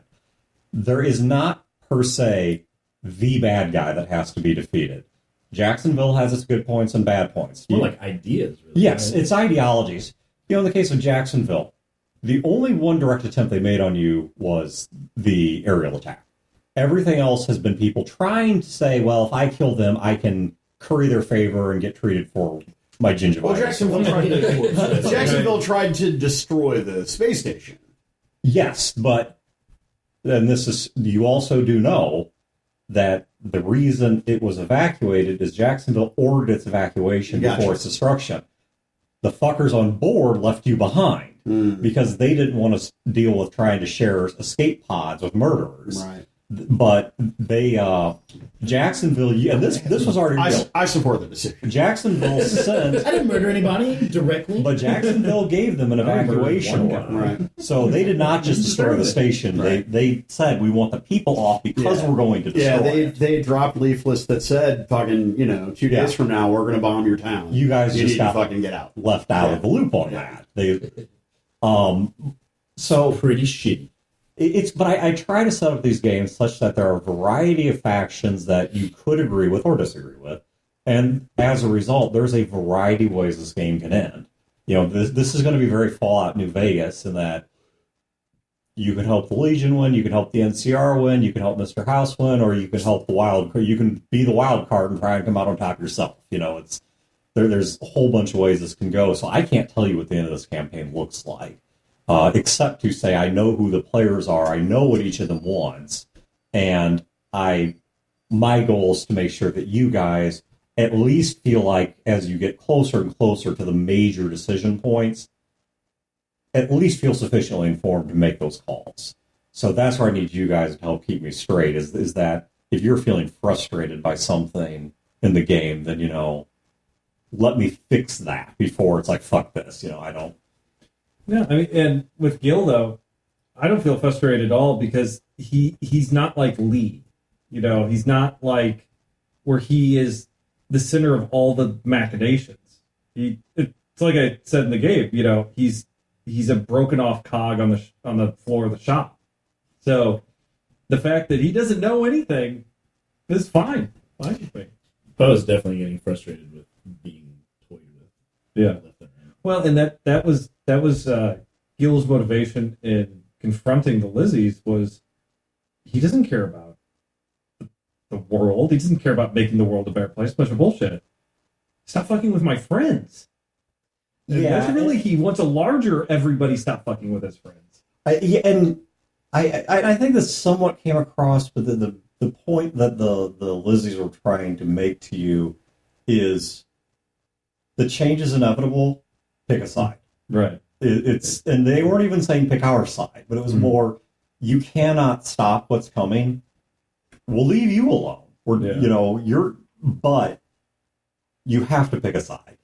No, that's what they said. That doesn't mean you have to. I am not, as a game master, telling you have to pick a side. But that's what she was trying to communicate, or they, three of them, were trying to communicate to you, was this is happening. You're a part of it, whether you want to be or not.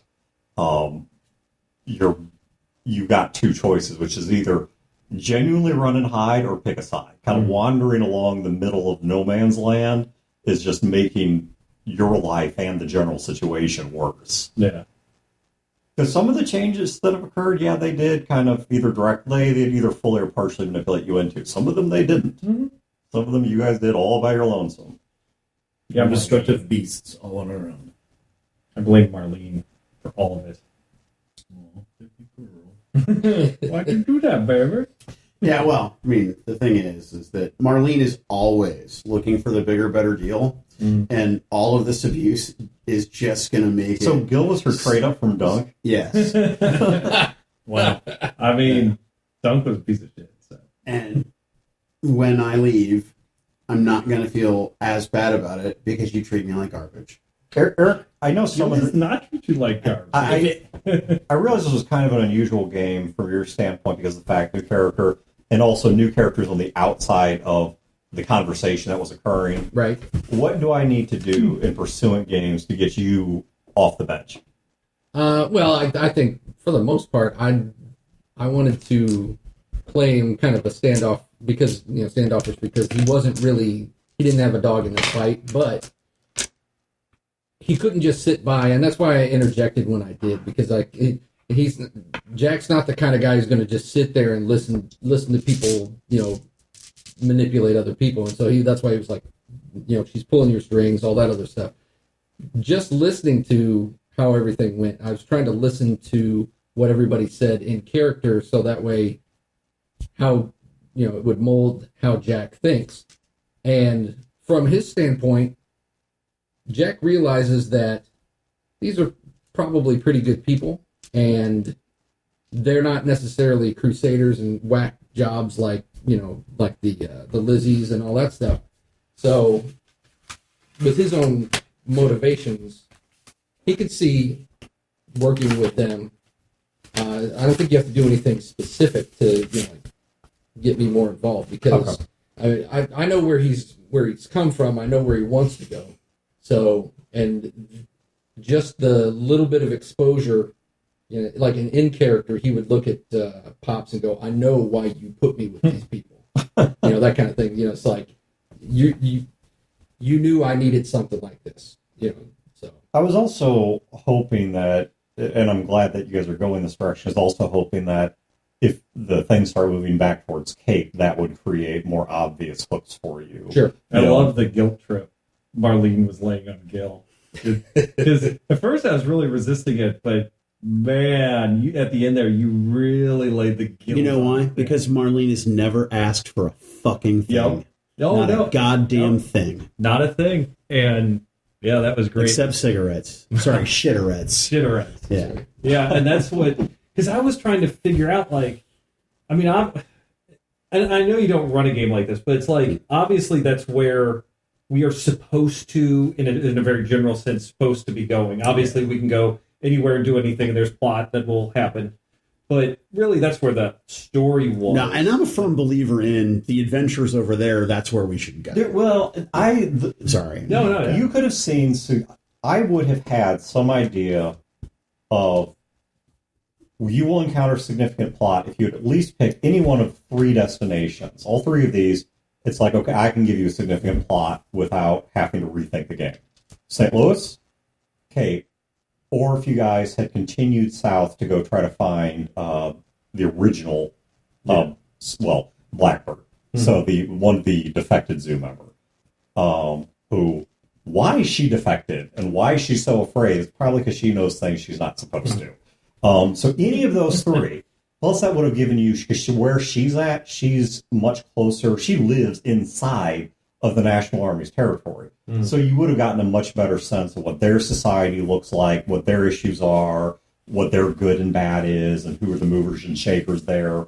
You kind of would have gotten a look at them the way you know St. Louis. So any of those 3, I would have been like, these are fine destinations for the plots. St. Louis Cape, or I forget the name of the town, but offers Blackbird is. Yeah. Marlene started laying that thick guilt down. Thick Southern guilt. Southern guilt, and then I think Gil was able to push it off, and it was especially when you said, "Okay, well, we're going to talk about this later." Yeah. And then I was like, "Okay, Pops, hit us," and Pops was like, I need you to rescue these kids. I'm like, fuck! And then I'm sitting there like, Gil's like, well, fuck. I asked her to rescue these kids, and it was the stupidest mission on the face of the planet. And now we're faced with doing it again, and she's never asked for anything. Yeah. Fuck. No, that was good. That was a good game. I liked it. I didn't need shot. There is one connection. I'm trying to decide, should I tell you or should I let it go? No. There's one connection that was put right in front of you guys that should have been a major oh shit moment. Nobody connected the dots. It's not verbally. Don't tell us. We're fine. Now I'm going over everything in my head. Thanks a lot. Yeah, because you had all the information. None of this was held back. You just had to connect the little dots. But all the information was put out there. Yeah, let the listeners stew on this. Yeah, please. See what they've got to say. The fan theories. All right, so if you're done listening, if all you want's the game, you can stop here. I want to sit for one moment and spin a little yarn, because some people are asking us, how did Pop survive? And I kept saying I was going to tell the story and never did. So if you've been following the campaign and want to hear how Pop survived, I'm just going to re-yell what occurred there, going all the way back to the very first game of the A campaign. You have to do it in character. Okay. So, once upon a time, I was a captain of a boat. Now, some people say, because my name's Popeye, that's a fitting thing for me to be, as a captain of a boat. But Popeye, he needed his spinach and his ridiculous forearms because he didn't have good people around him. And I realized that I was at one point struggling a bit financially and struggling a bit with my place in the world. And I made some foolish choices, kind of like Popeye did when he didn't just start off eating spinach at the start of the episode. And so I fell in with this shady fellow named the Rat Man. And he started having me run things and do things, deliver information, supplies. And the final straw was when I realized that as this went on, he was wanting more and more and deeper, and pretty soon it was going to draw in all these young folk that had joined my crew, all these good people from Herman and Alejandro's crew that I'd hired, and they were all going to get pulled into this. And so during one particular run, I was asked to run something that was labeled as machine parts, but it was actually deconstructed industrial level grade weaponry that I was supposed to be taking south. And I decided, this is going on long enough. So I got in touch with Arturo and I said, Arturo, I need you to make it look like that this ship done got robbed and got sunk, and I'm going to die in the process or disappear. And then what's going to happen is you're going to take these boys, maybe rough them up a bit, something, just to make it look plausible. But eventually you're going to let them go, and they're going to go about their lives. Well, all that goes just fine until I'm on the river. And I like to say the river's like a horny dog. You bend over and it fucks you in the ass. They do. And so I had my boat ready to burn. And to make sure she burned, I had her loaded up alongside and inside all these machine parts was pitch and tar, pine. Burn hot, burn long, burn good. Make sure it all goes down in a brilliant blaze. So this plan looks like it's good. We're sailing along. Don't get but maybe a night or two out of St. Louis. When along come these fellers, I don't know. They was apparently gunning for us. Me, I think.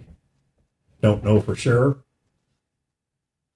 What happens is, instead of hitting us, I think by mistake, they attacked the boat that was on the river behind us. Probably unclear exactly what boat they was going for, and so they hit that one instead. And while that was going on, I realized that things had just gotten worse. And so we decided, get everyone off the boat. Not all was cooperative, so some of them had to be kicked or pushed or shoved a little bit. Kind of like a mule. Except a mule don't fart in your face while you're pushing it. No, wait, they do. These folk didn't. Other way around. But anyway, so as I was saying, we was getting all my boys and all my ladies all off the ship and off the shore. And about this time, those bad guys, they get up to us. So I set that boat on fire. But I let it look like they set it on fire because they was already throwing dynamite and going all crazy like they do. And Wild River. With the fire going, I was able to jump off the far side of the boat and made my way to the opposite bank using one of my handy flotation devices that for some reason most of them weren't sensible enough to wear. They used to call them life vests. Now we just call them a moron check because if you have one, you're not a moron. Was able to get myself to the opposite shore and hid out in Illinois for a while until I was able to make contact with Arturo and hide amongst his crew. But because all they'd seen is the fire and people throwing bombs, they just presupposed that I'd died with the boat. And I knew that if I resurfaced, why, that would, of course, break that little illusion and start the Rat Man back up again, demanding favors and using the boys I just saved as leverage. But then it turns out the dumbasses go and get involved with them anyway. So why the hell did I burn my boat down? No fucking reason. Now I got to get these other people who say they're from space and think such and such about cats and whatever to go and save them from what they did to themselves because of what I did to myself, because of what my daddy did to my mommy. We could go on back from there, but I think y'all get the point. And that's the story how I done survived my boat burning down. Yay. Oh, Pops. This boy. I think he needs something. Yeah, he does need something. We haven't decided, though. Chad and I were having this conversation, like in the Skies of Glass movie, what would Pops look like? And Chad was kind of describing he said he pictures him as like being a black man. A black guy, yeah. Yeah, like, I don't know like why. Forrest Whitaker with a big bushy beard or something. And Just in my mind, Pops is a black guy. Yeah. For some reason. So I don't know. I don't really, with a few exceptions, I don't really think about the races of the characters. Yeah. I mean, sometimes it comes up in description. Yeah, Fantoni's playing. But, Jack's Jewish. yeah, apparently Jack is the archetypal Jew. He's just a normal Jew. Yeah, He's a normal Jew. He's exactly what you'd expect. Exactly right. He's one of those Aryan Jews. That was such a great slip. Like that. and now it has become canon because I've decided that he's Jewish. So, what was his last name before? It's It's York. Well, he goes by York. So now it's like Yorkburg? No, his real last name's Howard. So. Oh, okay. So, all right. Anyways, that's where we'll cut the recording off completely. So, thank you guys for tuning in, and we will catch you in 2 weeks. Unfortunately, down Brodor, but theoretically back up Wayne. Marlene, come in my bed. I got my Marlene voice. Yeah.